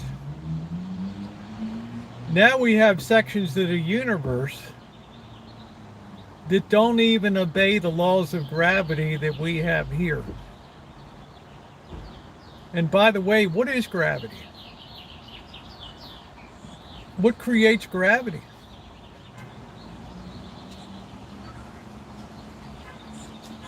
What is gravity?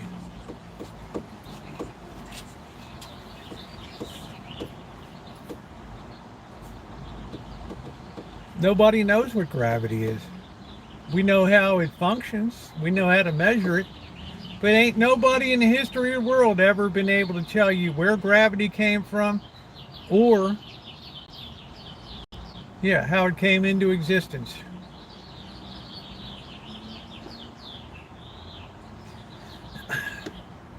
Mass causes gravity in what way, Jeff? We know that a planet has mass. We can think of it like a trampoline. If a person stands in the middle of a trampoline, they deflect that trampoline down in the middle. And then if a ball is put on the edge of the trampoline, what does it do? It rolls toward the middle of the trampoline. He didn't explain anything. He discovered gravity. But why would gravity exist? Why in space, where there's nothing, what would deflect to draw things towards it? There's no trampoline in space. Space is empty.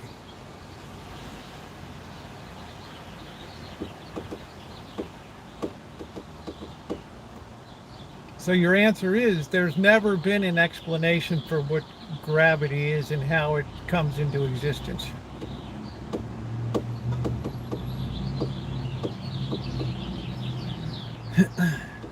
So gravity remains another one of the huge mysteries that science will never answer.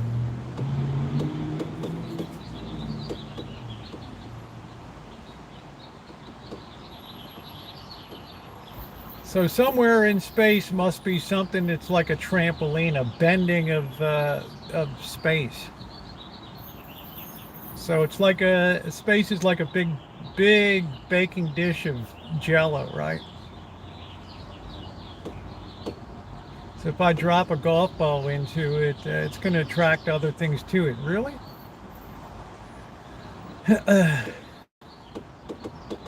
Einstein didn't have the answer. He only equated energy is equal to mass times velocity of light squared. But that's not really the constant that he developed of light squared. There's something else He just called it light square, but I'm not going to get into all the quantum physics and all that kind of stuff. I'll just leave you with the thought, and you can look it up. Nobody has ever been able to say what creates gravity.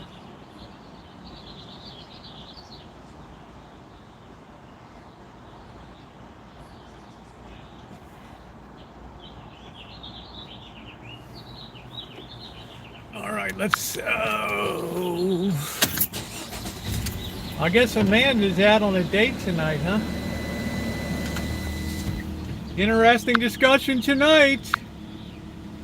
We got those big brains working.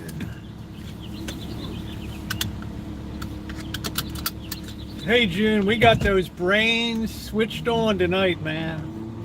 We're all gonna lay in bed tonight and think as our head hits the pillow, wow. Wow. You will know the whole plan, Laura.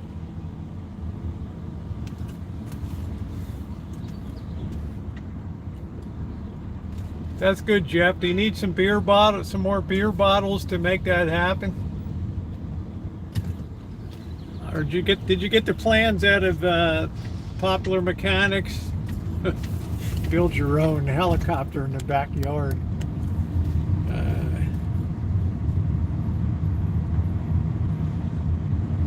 It came from a big bang.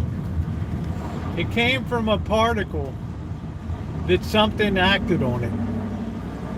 Well, then to me, the particle is God, and he doesn't need another agent to act on it. That particle is God. That's it.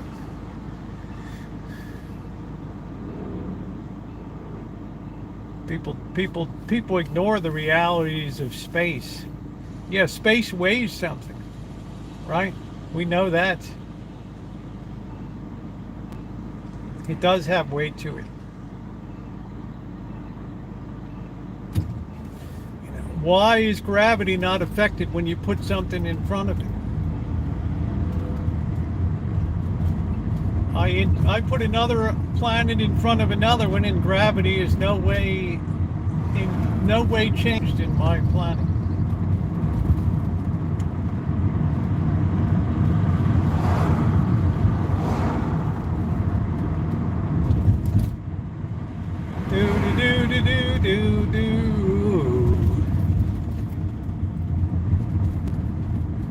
So therefore we know gravity has the ability to attract through other objects, which introduces another dimension.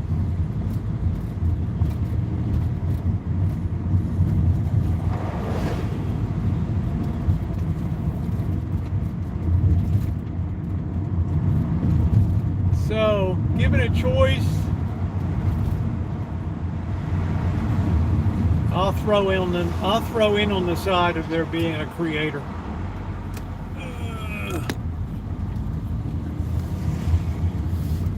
So does good.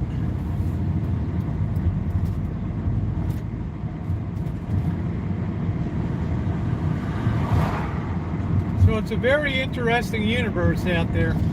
I suggest you take your lawn chair and sit out there tonight and have a good look at the stars.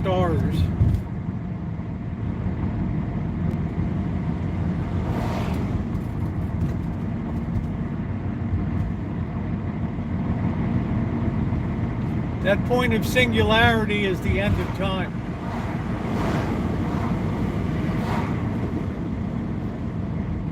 When all matter is reconsolidated into nothingness. That's a definition of the end of time.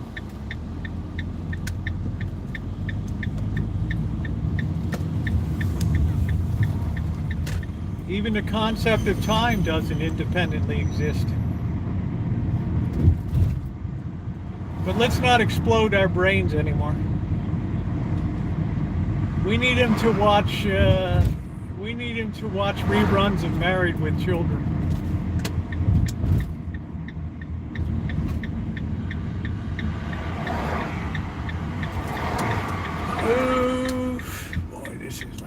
real bite to get in here. Well, disagree, Trog. That's fine. That's what makes the world go round.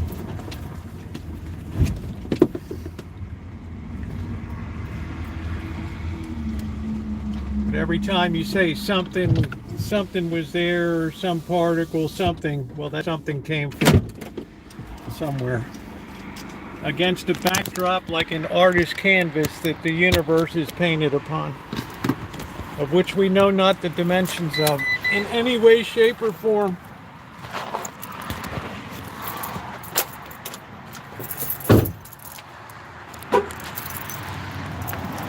So what does space come out of? What's behind space? I don't know. We must ask Professor Whoopi. I don't know, Tennessee. We might not get back. Don't worry, Chumley. We've got things well in hand. You said that last time. Oh boy.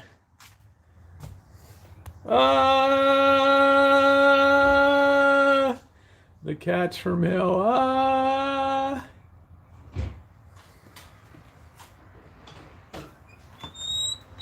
Yes.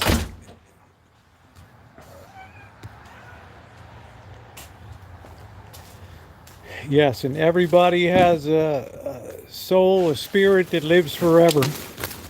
It's just a question of where it's going to spend the majority of its time. When it's reunited with its corporeal body. All right. The great Trotsky. It's been a fun discussion.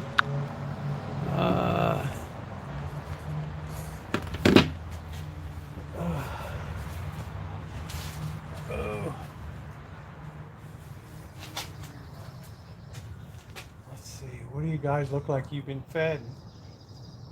You look fat. You look happy.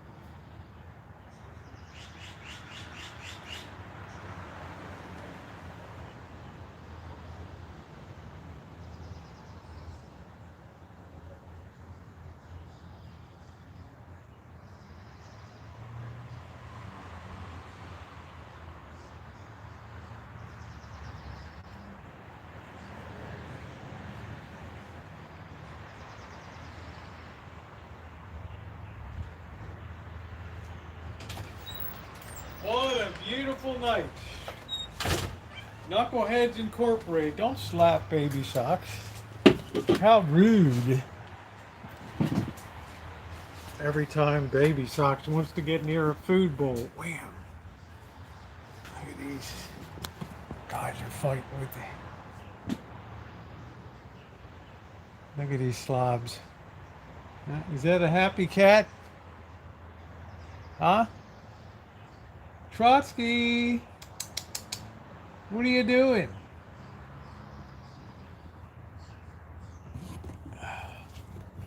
Is that a happy cat or what? Or what?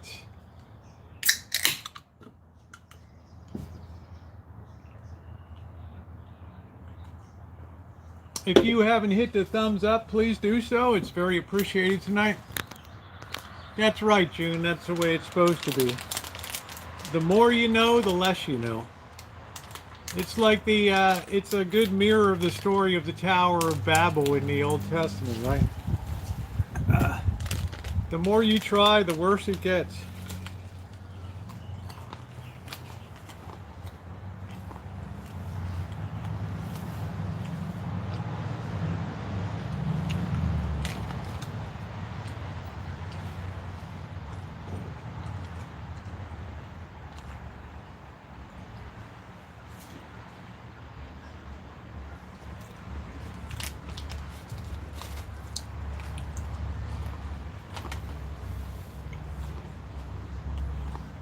Hey Tom, how you doing?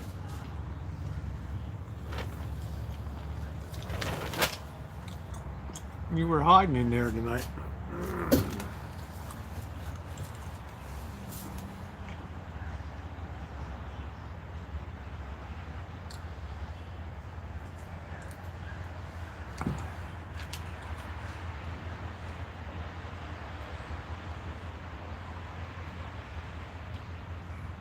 It's one of our more stimulating discussions. It's like TED Talks. No, I never heard of Ralph Ellis.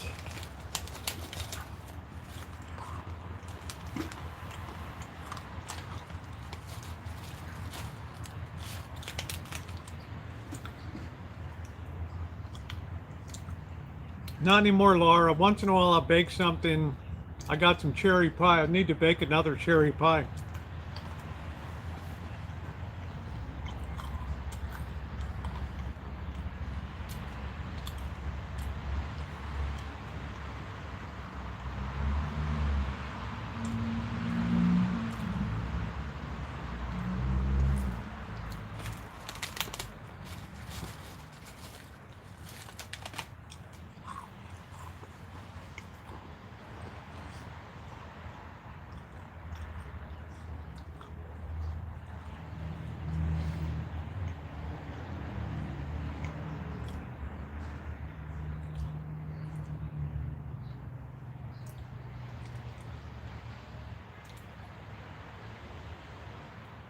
Boy, it's a moment of quiet.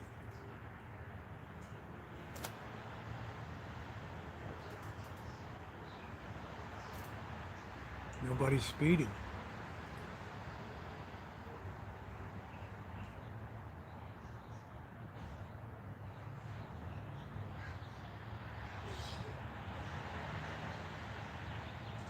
Wow, listen to that. Nobody's screaming.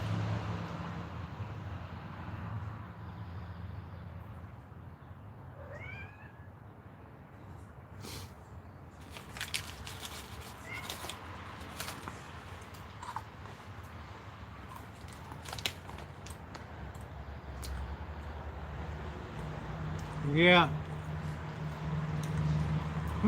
Carolina Reaper almonds. How were they, like super hot?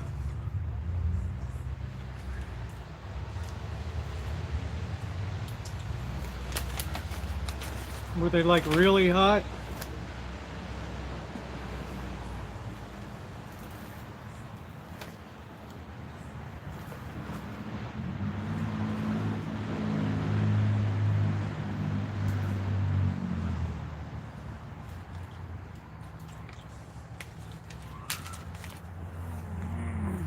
I don't even see, what is that, text to speech?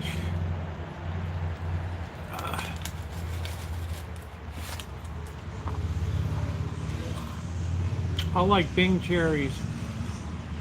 Hey, Albertron. I have Stella cherries. They were quite good here too.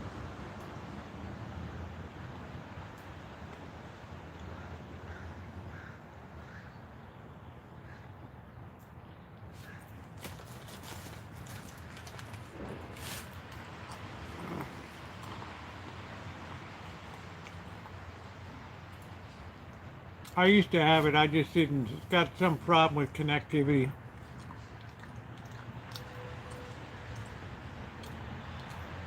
Yeah, well, I hope you'll be all right.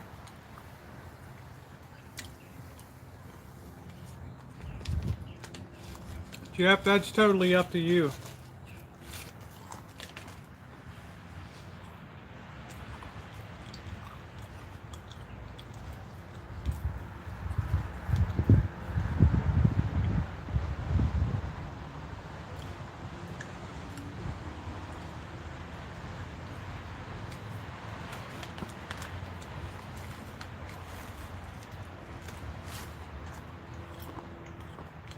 I still got the hot chips that Janet gave here.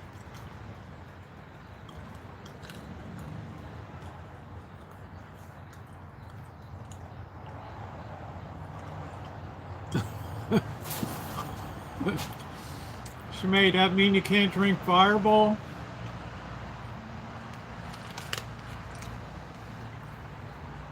Don't tell me it means you can't have Fireball.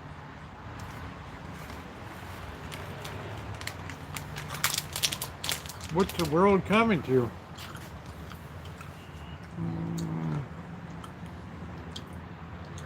Well, thank you, Bonnie. It's really not my nature to be mean, but I appreciate that. Thank you. Bonnie, I always believe anybody can express any opinion here. And at the end of the day, this is like a big TED Talk. We all have our own thing we put out there. And at the end of the day, we respect each other. Fireball is all I have left.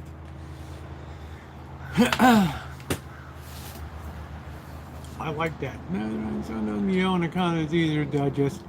Well, yelling, it's just like when you go to a foreign country, like Americans would come to China and they wanted a fork for dinner or something, and they would raise their voice to a yell, "I need a fork."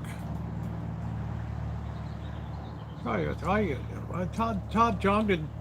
Jongda will buzzer down, will booming by Ta Jodawa. That's what Tema? Fork.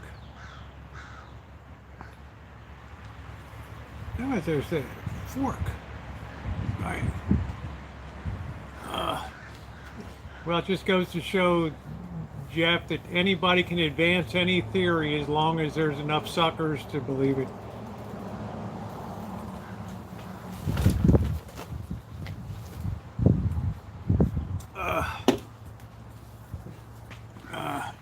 Look at anybody ever look at Aleister Crowley and his whole descent into the demonic and Egyptology and all that crazy stuff? Remember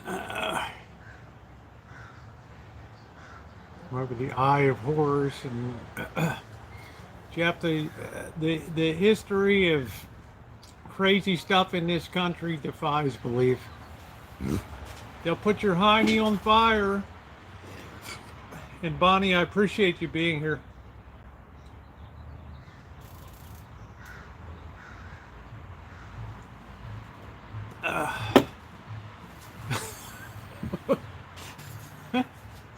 Well, it'd be like, just because volume does not equate to understanding. This is one of the factors I think is interesting about the Pentecostal movement, is that you'll speak in what they term tongues, but if you look at every instance in the Bible where people spoke in tongues, it was always you speaking and the people would understand in their own native languages and stuff. There was no gibberish. There was nobody rolling on the floors and dancing crazily and because of the spirit in the Bible. So that I find that very fascinating. And that's another aspect. And if you go back and look at the roots around 1900 or so, and people ended up going to jail and people died. What's up there? How you doing there, Amanda? How's your day gone? We missed you earlier. We were calling you.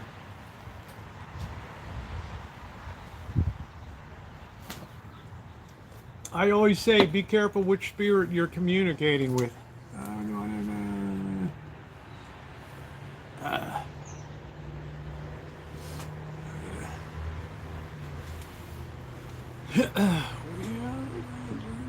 Street. It's always interesting to go. It's fascinating. I think comparative religions is one of the most fascinating things that you can ever spend your time on. How and why people came to believe what they believe. Because I think the big tragedy in today's world is people people take the faith that they were raised in, which is natural, but then they don't take time to deconstruct and think, is there anything else out there that maybe better grounded? Like I tore everything down to everything, just so I would have a real intellectual framework. It is fascinating. That's what historians do, Jeff. Jesus was just a footnote in a city of, you know, anywhere from 100,000 to 600,000 people. He wouldn't have ever gotten. You're one of the most I don't. Who am I to judge? Trust. Trust. I could be the one with egg all over me. Really, you believe that? Going down. Bye. Everybody has to examine. I stepped away for years, explored everything else, and then found a strong intellectual framework for return to Catholicism.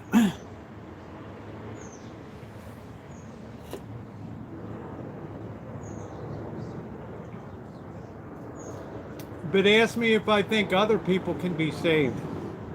The answer is yes. Absolutely. Abso-positively.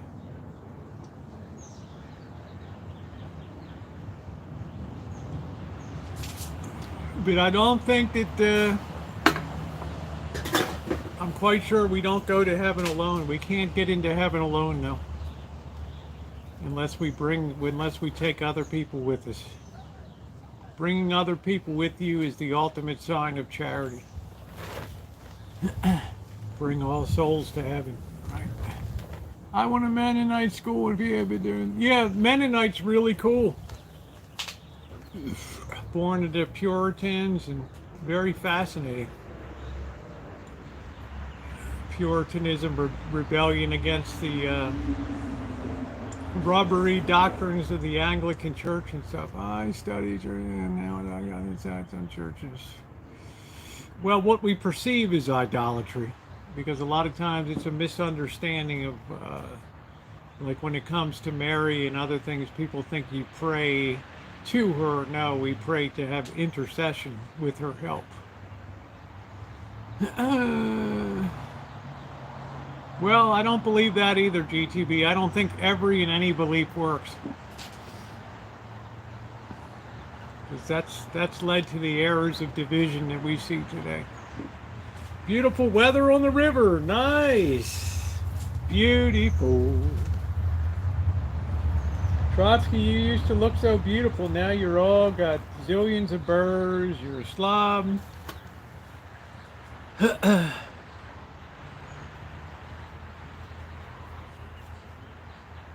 I don't think so, Laura. There's no concept of marriage or who you were with. No, I don't think so.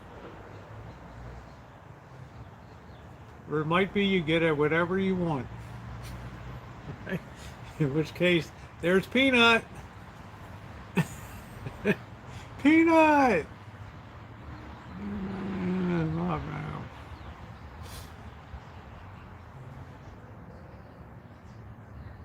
Peanut, you made it. You made it. You made it. Peanut. Who are you? I'm your mom. What mom?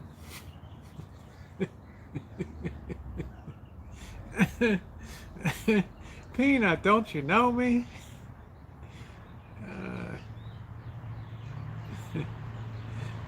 Peanut, you don't even know me anymore. Peanut, I want to get out of this place.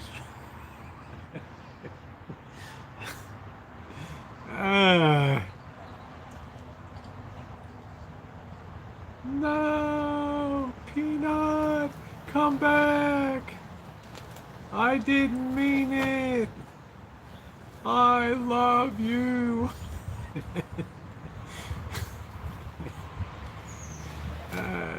Yeah, that's good. Yeah.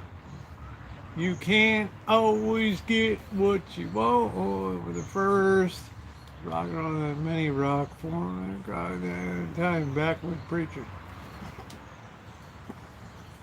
It was really reached fruition in 1900 in America with Dowie and Sanford before that, and people they don't explore the real history of these things, right?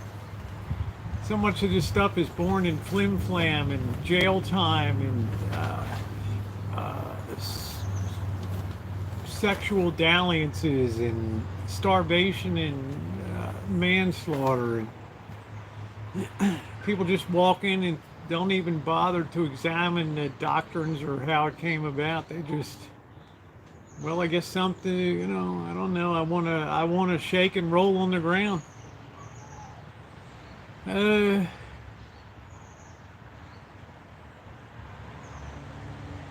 Well, it might do you a favor, Laura, right?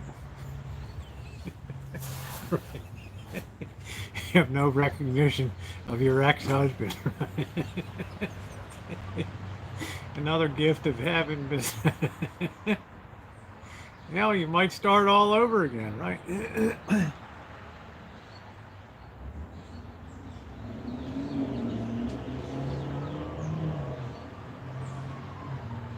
That's funny. That is funny right there.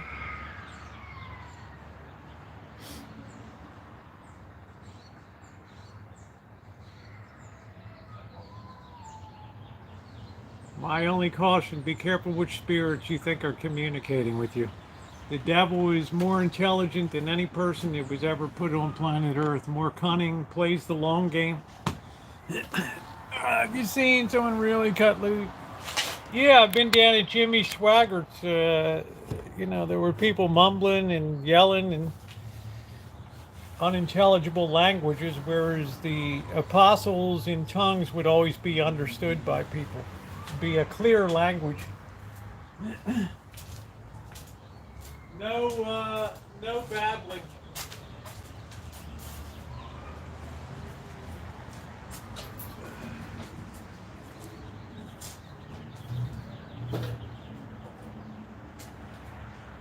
Who knows how many souls have been led astray from Catholics, Protestants, Jews, Islam? Who in the hell knows? Right.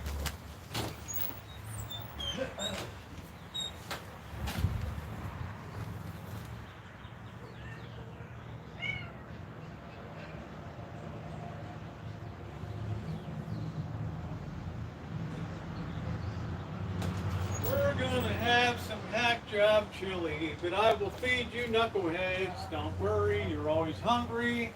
Where's the food? Do I look left? Do I look right? Do I look at Tiger? Do I look at Baby Shark? What's my next play? What do I do?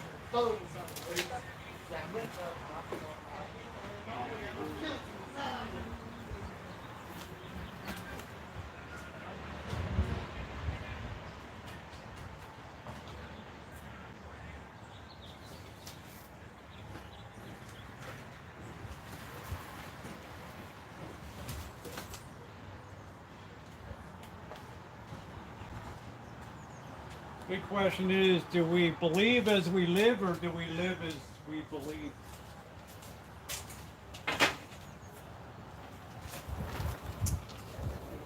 Oh, nice slop tonight. Yay.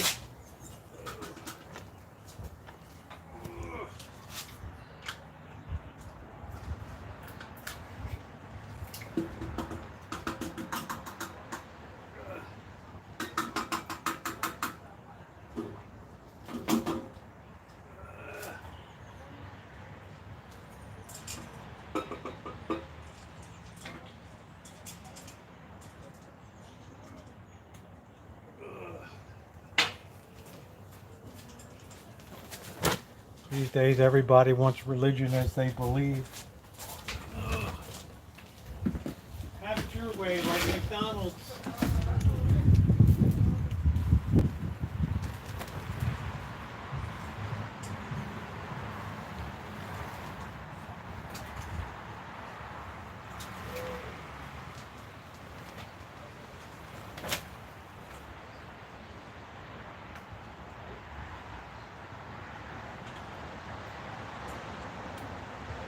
got more birds and crap on you.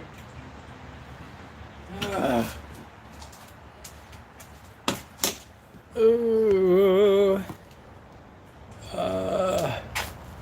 Oh.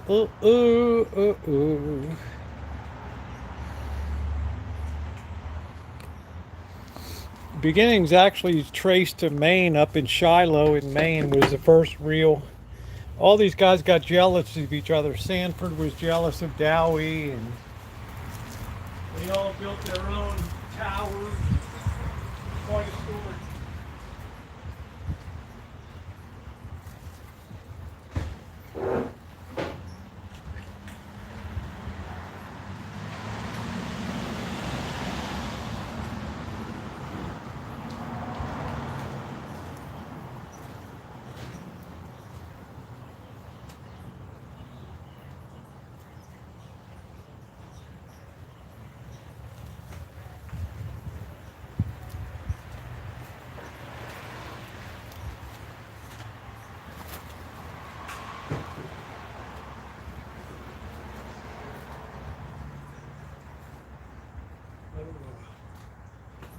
Sanford himself spent 10 years in jail for manslaughter for the starvation of people on his boat. New York Times, 1900, 1901, they got big stories about it all.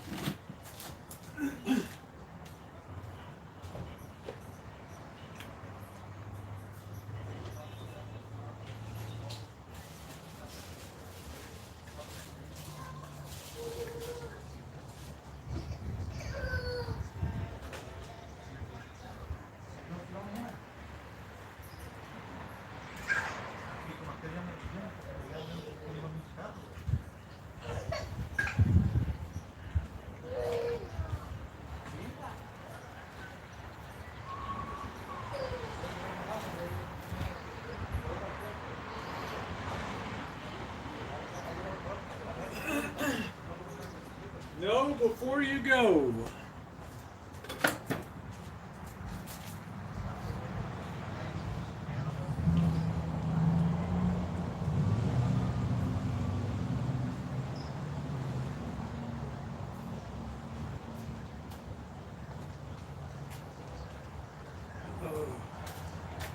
But then again, sex has always been a great fuel for religion.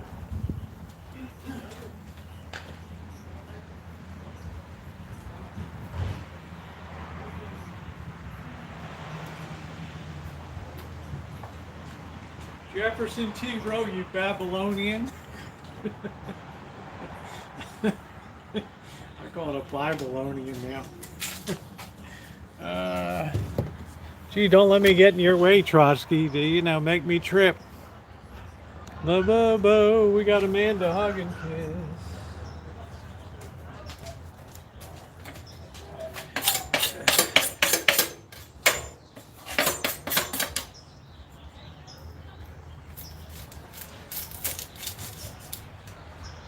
Yeah, I think Judgment Day is going to be a real humdinger, man.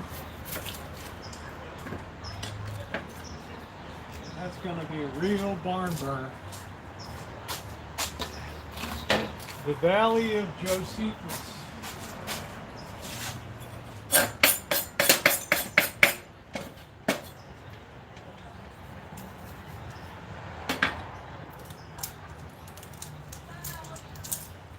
Ooh. Tiger. I'm going to have mail from Patricia Wakefield. That cat's not eating. Well, we come to find out that Tiger likes Alpo. Oh, go figure. Right. How about that? Ain't that a fluke?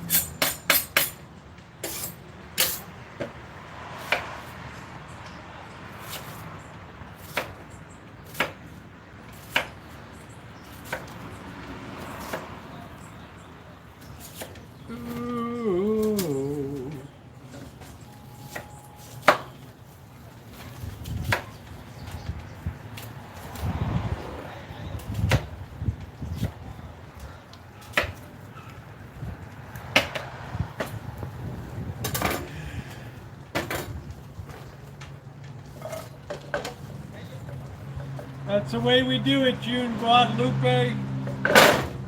Learn to love it. There it is. Learn to love it. All right.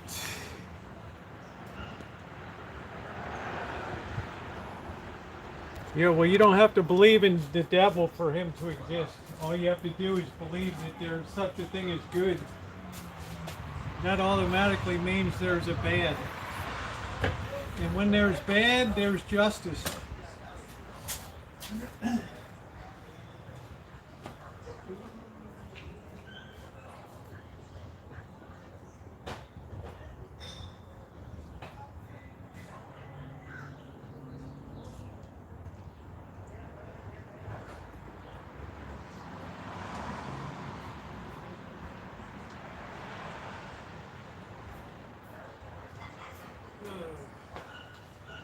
Philosophy teaches you wouldn't even be able to recognize the good if there wasn't also a bad, evil. That's the only thing that allows for the recognition of the good. Throw that baby in. Apart from evil, there's no understanding of good. To do not good is what? Also good?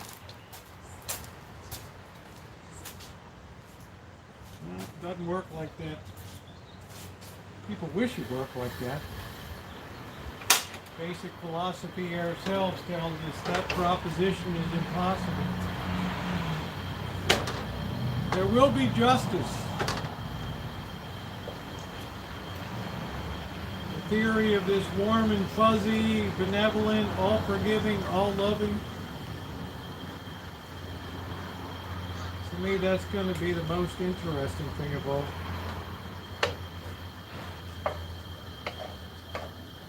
Surely the most interesting thing of all.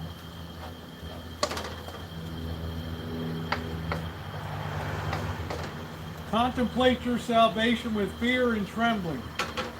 All right, we need to have some, what do we need? We need, what are we missing? We got that, we got this. What do we need? We need some little bit of beer to add in there, a little bit of hot.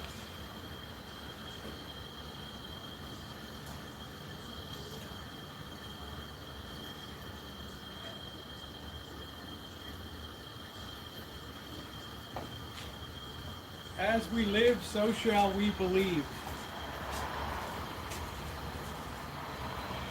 As long as I can have a faith that makes me feel good, then I'm all good to go.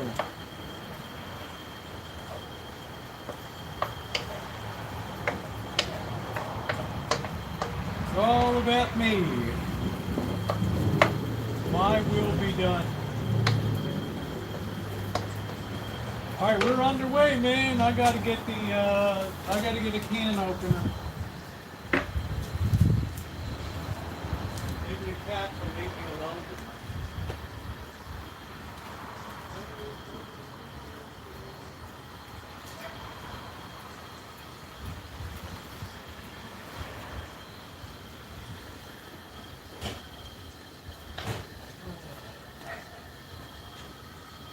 May is my spiritual director.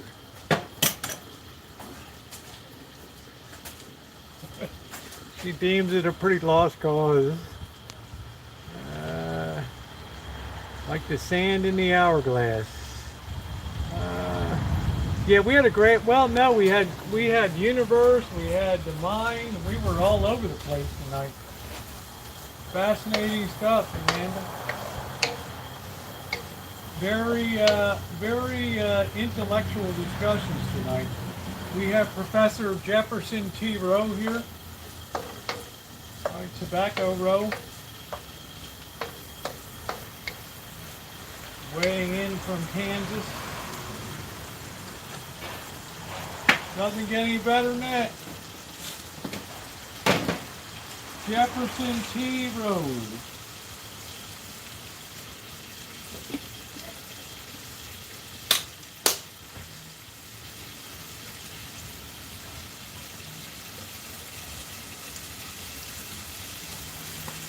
Light of my life. Oh, we're missing the cumin.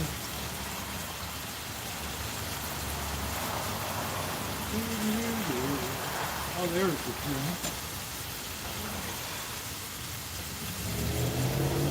Contemplate your salvation with fear and trembling.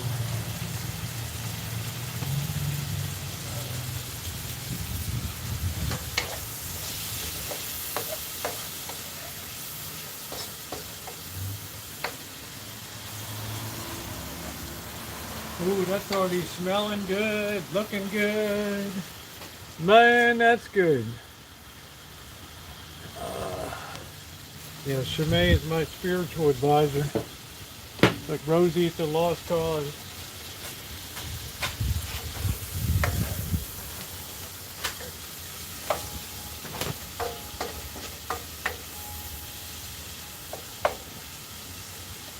Rosie, I got good news and I got bad news. What do you want first? No! No!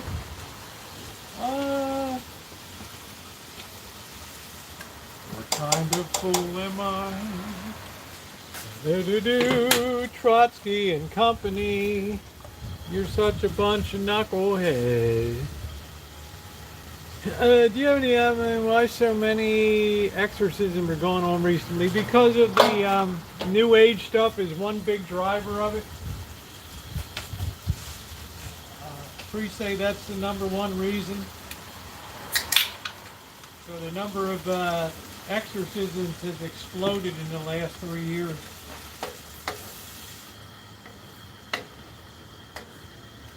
People willingly welcome the occult with tarot cards, astrology, fortune telling, geomancing, all that stuff.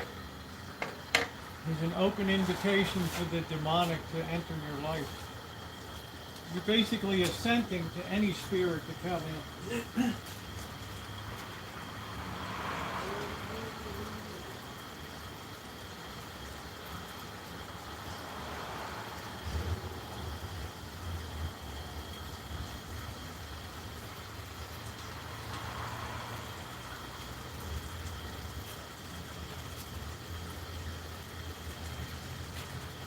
It's very dangerous work. You have to be specially trained. You know how many visits it takes to usually get rid of a spirit? 77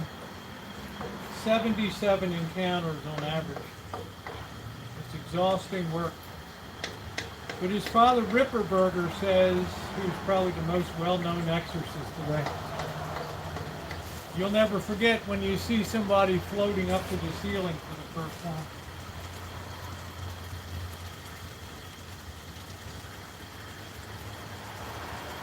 Or somebody lift a double bed.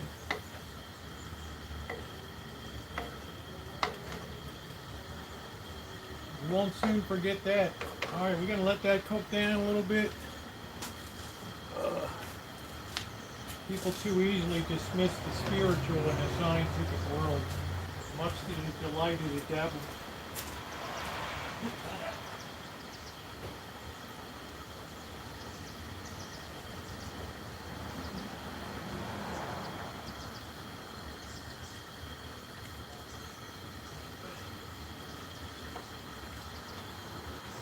What do we say, Ronnie? The ultimate triumph of the devil is the almost universal belief that he doesn't exist.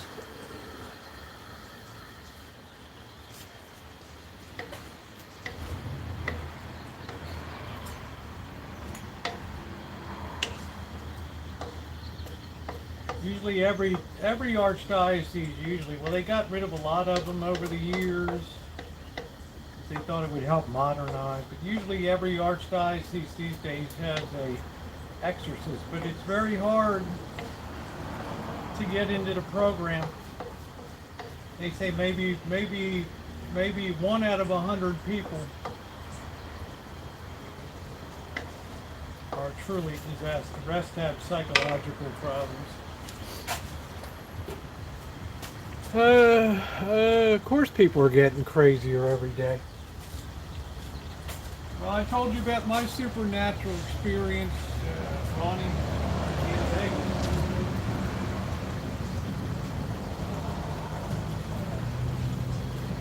Also tell you when I returned and started going and went to Vegas to the church downtown.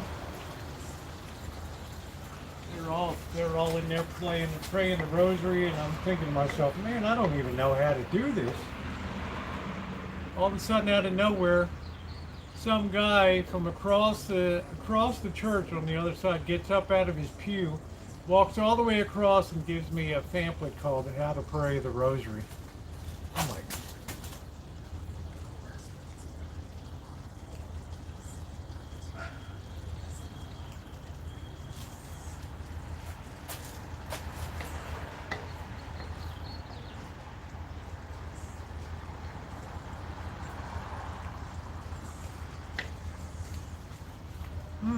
man, that's good.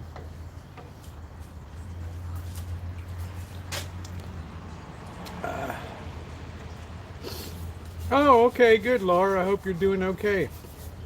People are getting crazier because the guardrails have been removed from society now. Christianity, instead of being a blessing, has now become the enemy. If we could just do away with these last Christians, the society would be okay.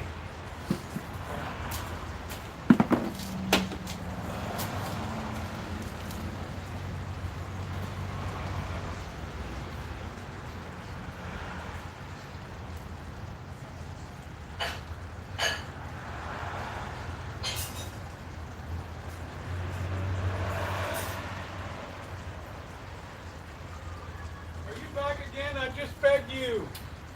Are you kidding me? You've got to be kidding.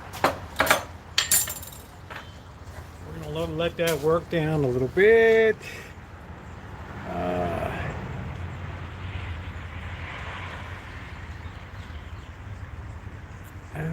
Ooh.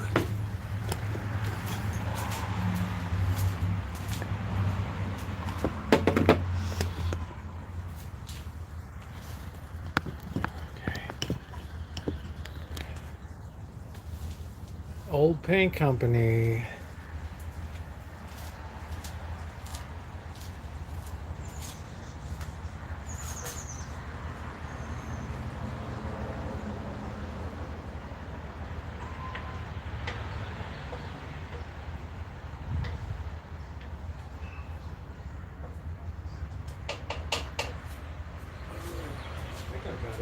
I always feel like I missed something. I don't know. Did I miss putting something in? Seems like something's a little light. I don't know. I mean, it's going to be good. Let me get my protective cover on.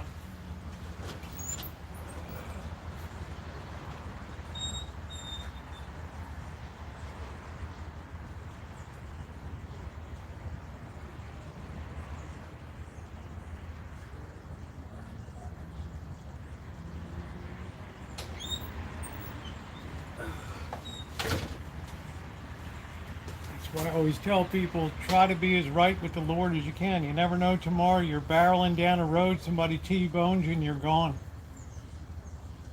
The next moment will be something that you might never forget. All right.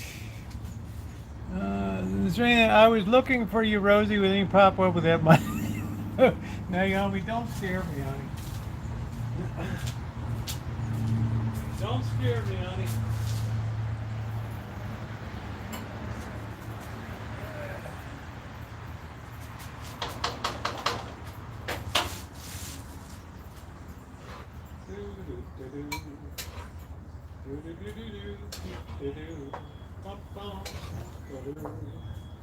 Don't pour your love out on me.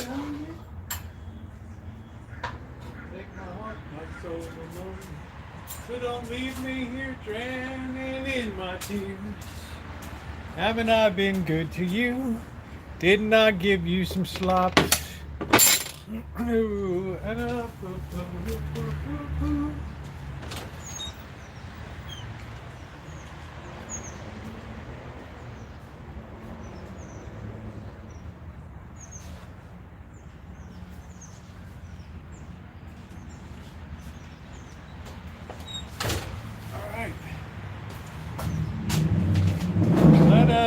commenced to eating. Been a very interesting night tonight. We all love Amanda. We all hope that Mr. Wright walks through that door.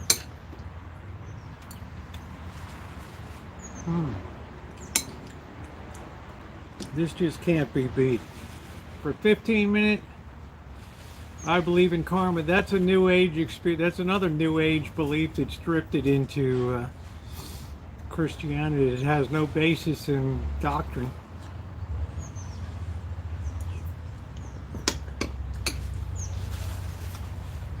Ugh.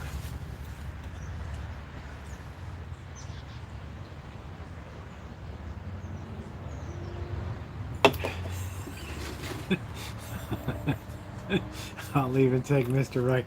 But Amanda has she's got certain standards that will not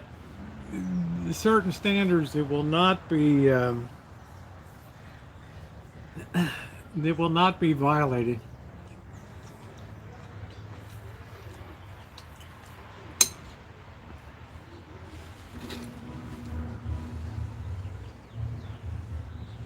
Yeah, I don't go for the karma concept at all.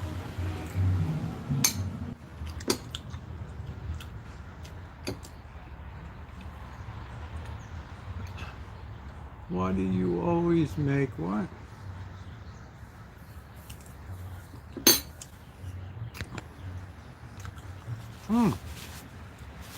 Cooking should be easy and fast. It shouldn't be. I mean, I lived in China. You think people are going to wait for an hour for a meal to come out? Man, if you don't have that on the table in 5-10 minutes, you ain't going to last.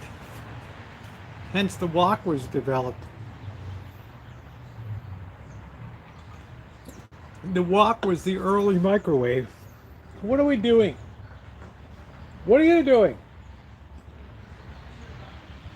Why are you doing that?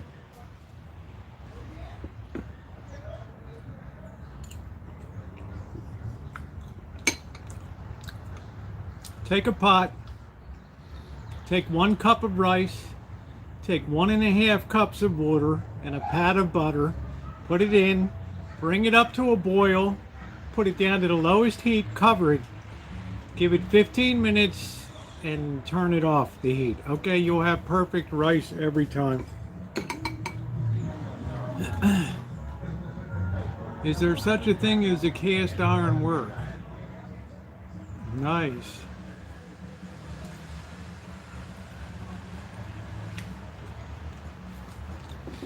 Cooking rice, perfect rice every time. And buy the basmati rice. All right.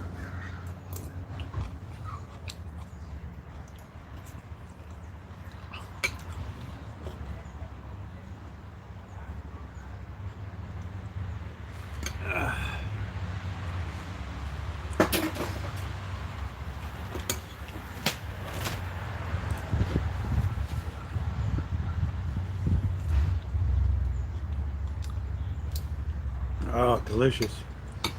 What do you want? Huh?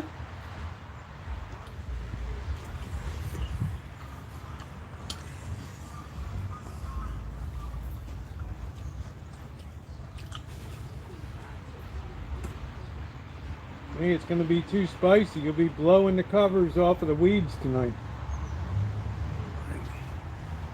Hey, Craig.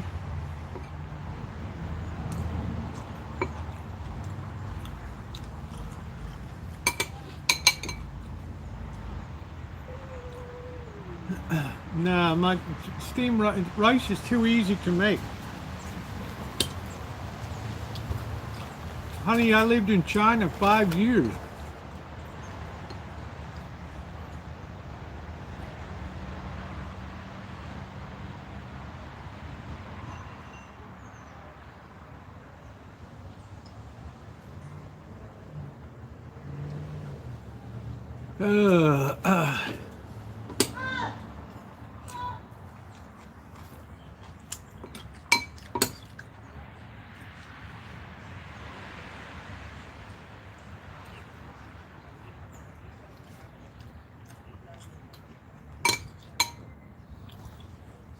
Yeah, Cindy, some people like a little bit of more liquidy.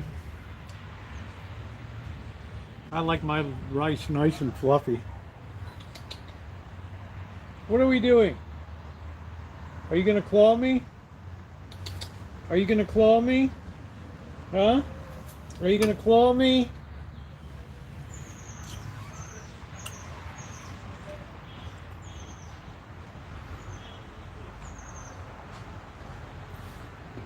June, did your car stop making noise?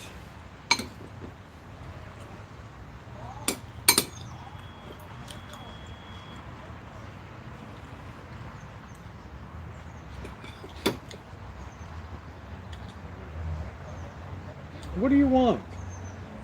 Huh? I know what you want. You want a little meatball. I want a meatball. What are you doing? Is that frustrating, June? It might have been weather related, you know.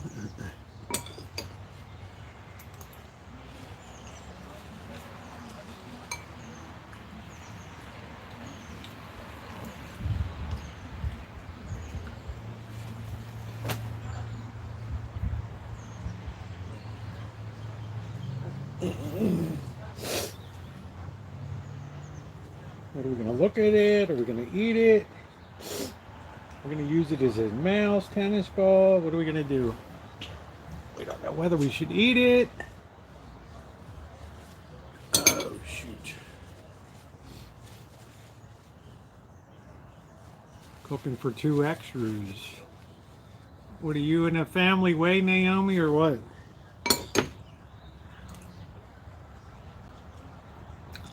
I had to move the chair away.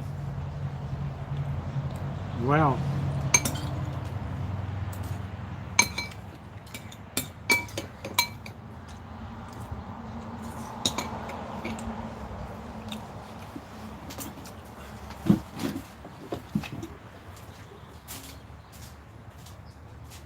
I like to make dishes for one hamburger patty, 1 onion, some garlic, chili powder, cumin,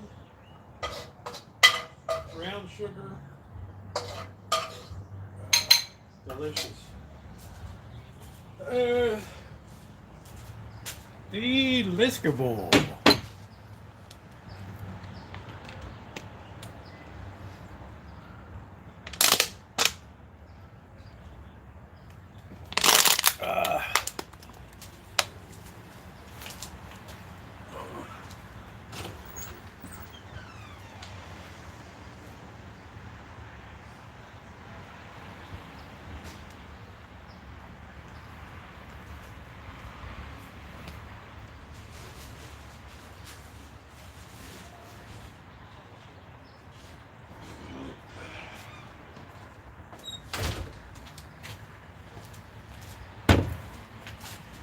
Trotsky, me boy.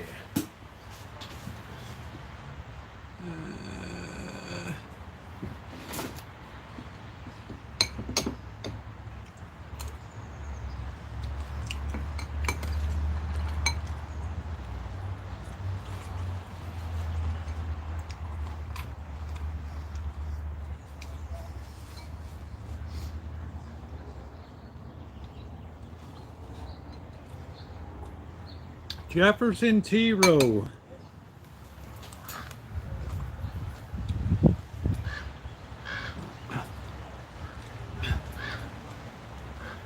Nice, Cindy.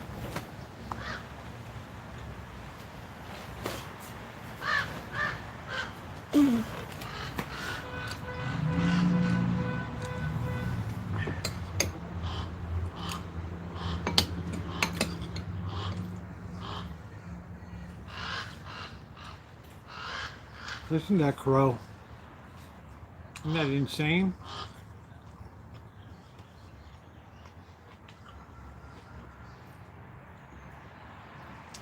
Yeah, great to see you, Craig. I know you've been working hard. Oh, this blueberry muffin. I want to make some blueberry muffins so bad.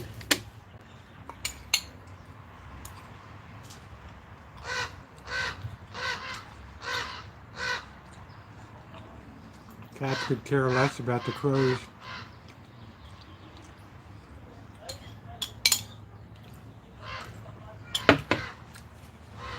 Jeff, how's Trent doing?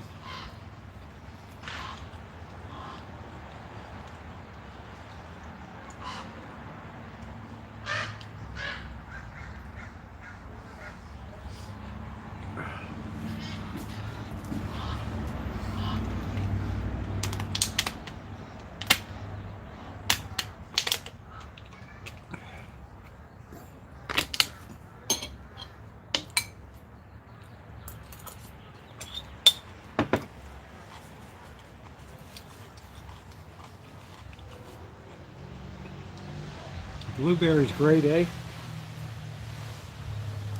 What are we doing? We're all sitting here. I'll have Patricia Wakefield writing me. You don't take care of those cats.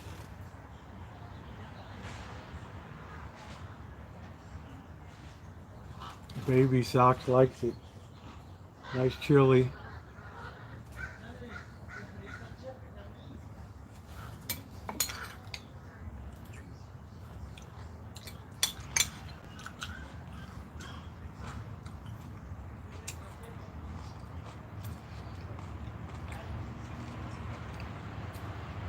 I heard it was pretty hot in Texas.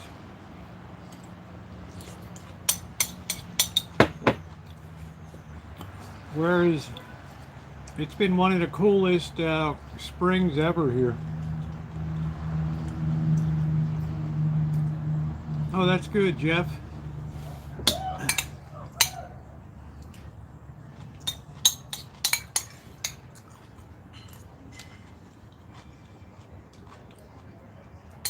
I always remember Trent and the Klein dentures.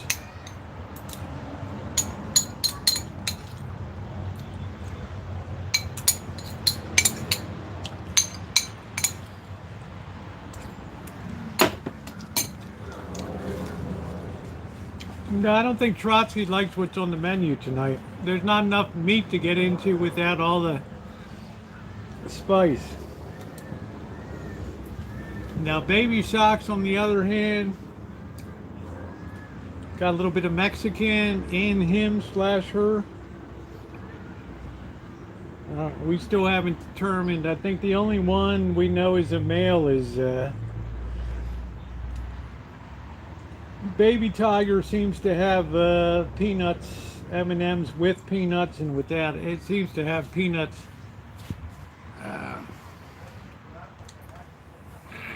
What does this say? I gotta love that Rosie wisdom. Well,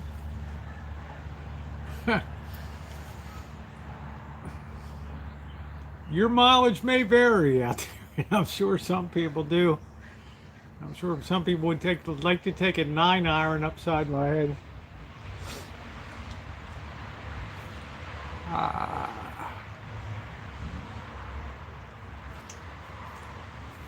What did you have for dinner tonight, Naomi?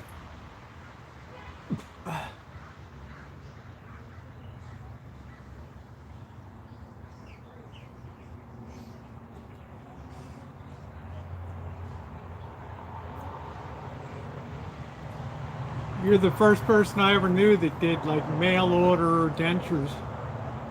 Has the cat ever... Oh yeah, well, not to eat, but just come in to push me to go faster in the kitchen when I'm getting the food ready in the morning and stuff.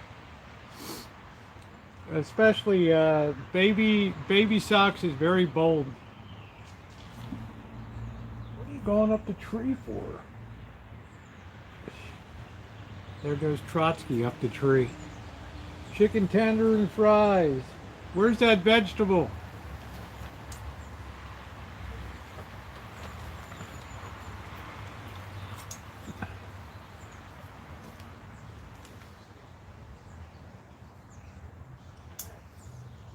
Went right up the darn tree.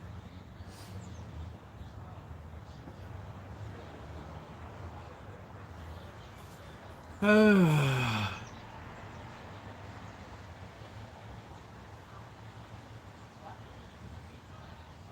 it's a quiet night tonight, isn't it? What do you think, June?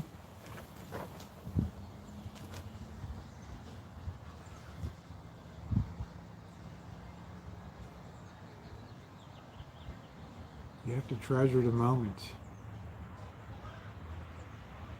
No screaming, no big wheels, no random discharge of small caliber weapons. Yeah, I think so, Callie Mo.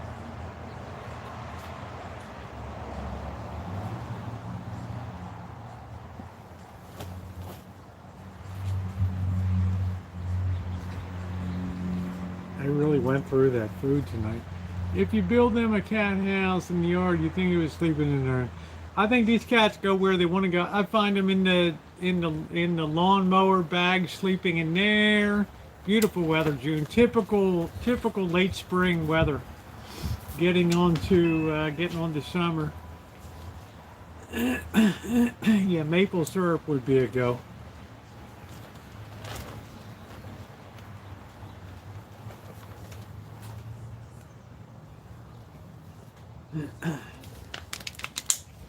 I like blueberry muffins. Maybe we'll have something tomorrow night to see how fast we can make a half dozen of the big Texas size ones. We'll see if we can set a new speed record.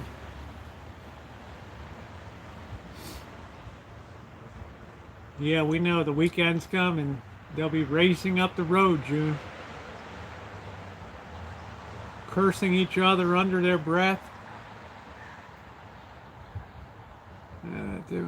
We just don't have it. I'm telling you, Alan, I don't think we've broken 80 this spring. Stuff's growing well, but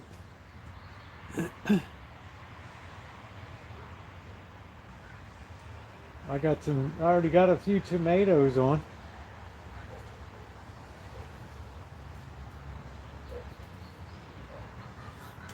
So we gotta go shopping tomorrow night and pick up a few things. Ooh.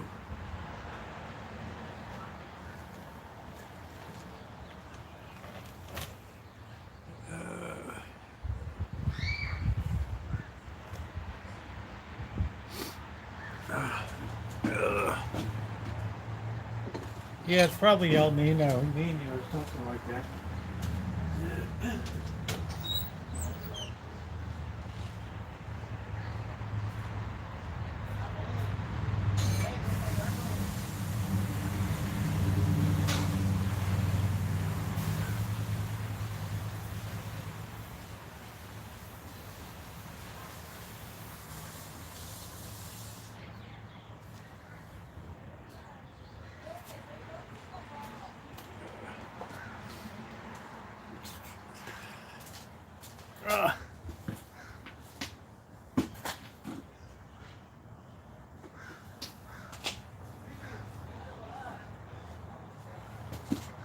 I'm going to wait a couple more Thursdays till the Windsor crowds settle down up there. I'm going to go up there and go through that. Although Cindy did offer a place to park.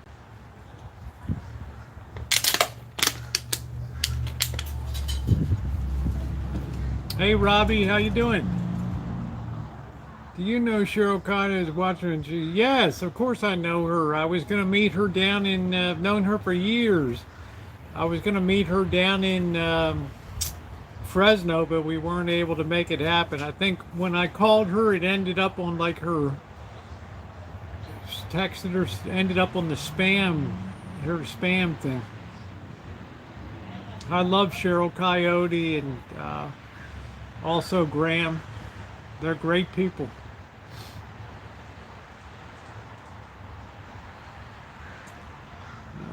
They are huge.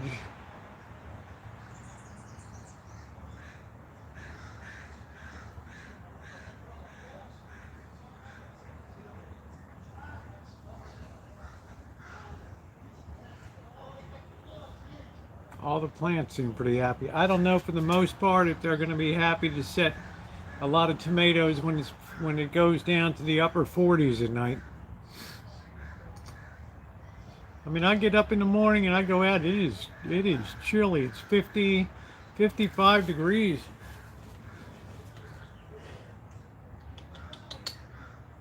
Baby socks.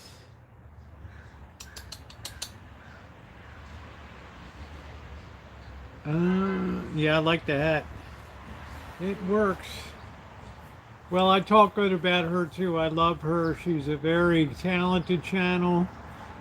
She's crafty. I had a hack job chili tonight, Robbie. He's got a really good life outside of Fresno there. Hey, Nikki C, how are you, beautiful?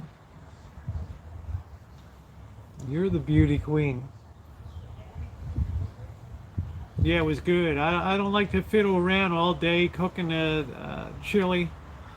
And not one person on planet Earth would be able to distinguish between a 15, 20-minute hack job and another one.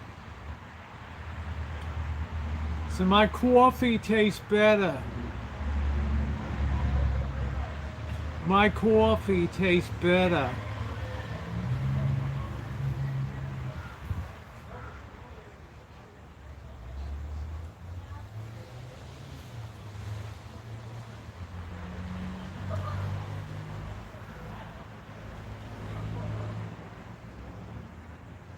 My coffee tastes better.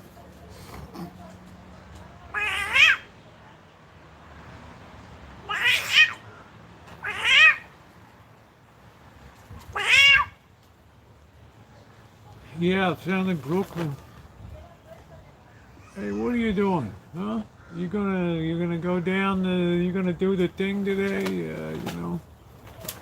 Yeah, how you doing? Yeah, that's all right. What's you doing? You gonna go to the game today? And them Yankees, man, you kidding? It's schmazzles. What have I been up to, Robbie? I'm getting ready to hopefully hit the road for a couple days next week, 2 or 3 days, hopefully. I don't know. I'm telling you guys now. There's some things that are a little lumpy in there. I don't know. But I know I've reserved to be in Las Vegas from July 5th to the 16th or 17th as an initial. It may go a little longer. So it's going to be, Bird's going to have to be running the place here for at least 2 weeks. I got some more restoration work to do. And if I was near you, I'd be doing the same doggone thing. I would be interesting if you could let me, if you wouldn't mind, if you want another pair of eyes looking that over for what they're going to do, what you're getting quoted and all that. I'd be happy to do that.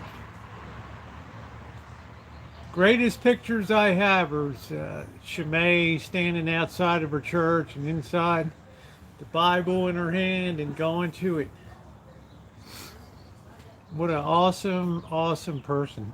If I had to say, will you be saved? I have to say, yeah. You know, Shimei will be. So there it is, her responsibility to lead all souls to heaven. So.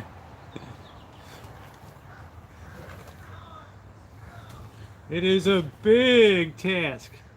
Yeah, I'm going to be in a hotel for 2 weeks, and then if I need to, I'll probably go nuts by that time. I'll have to be in probably just take a room in an Airbnb. Yeah, show me what you go to, you know? What are your services?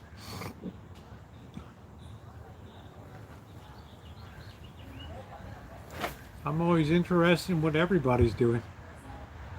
I mean, none of us have the golden ticket. Ain't nobody got the way. Trust and believe.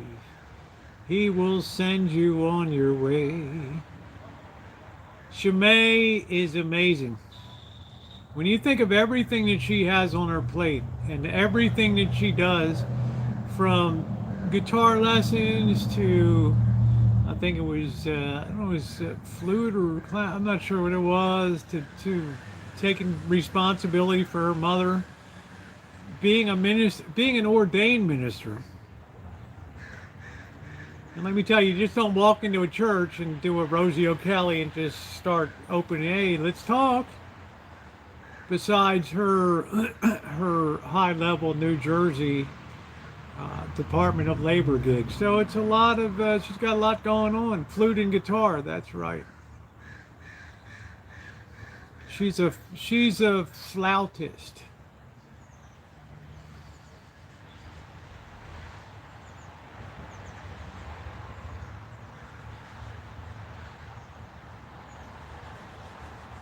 A flautist.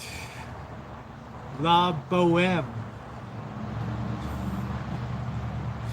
I like that scene from Trading Places when Dan Aykroyd gets arrested in the police station and they're going through his goods and stuff out of his pocket, and the guy's like, what is this? A ticket to La Boheme? It's La Boheme. La Boheme. Are you not cultured? Oh, excuse me. That's what movies used to be great. People just can't make a comedy anymore. Absolutely, positively can't make a comedy. La Boheme. Remember that, Terry? Lord, I love that.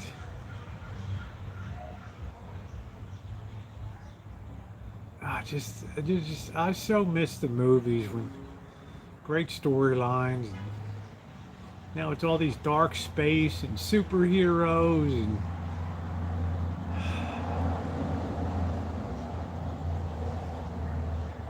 people blowing each other's guts out.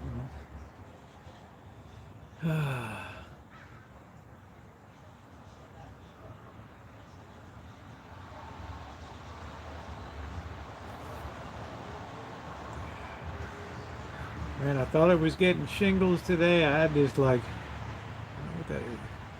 Yeah, I've seen Bill and Ted. I've seen all them, man. Comics for decades, and I'm over the Marvel movies. It's just too much, Prince.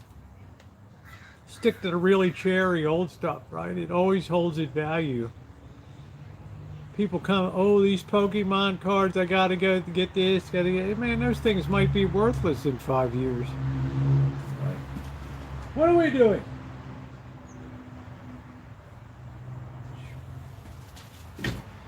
I think we're chasing a cat out. We might have a interloper.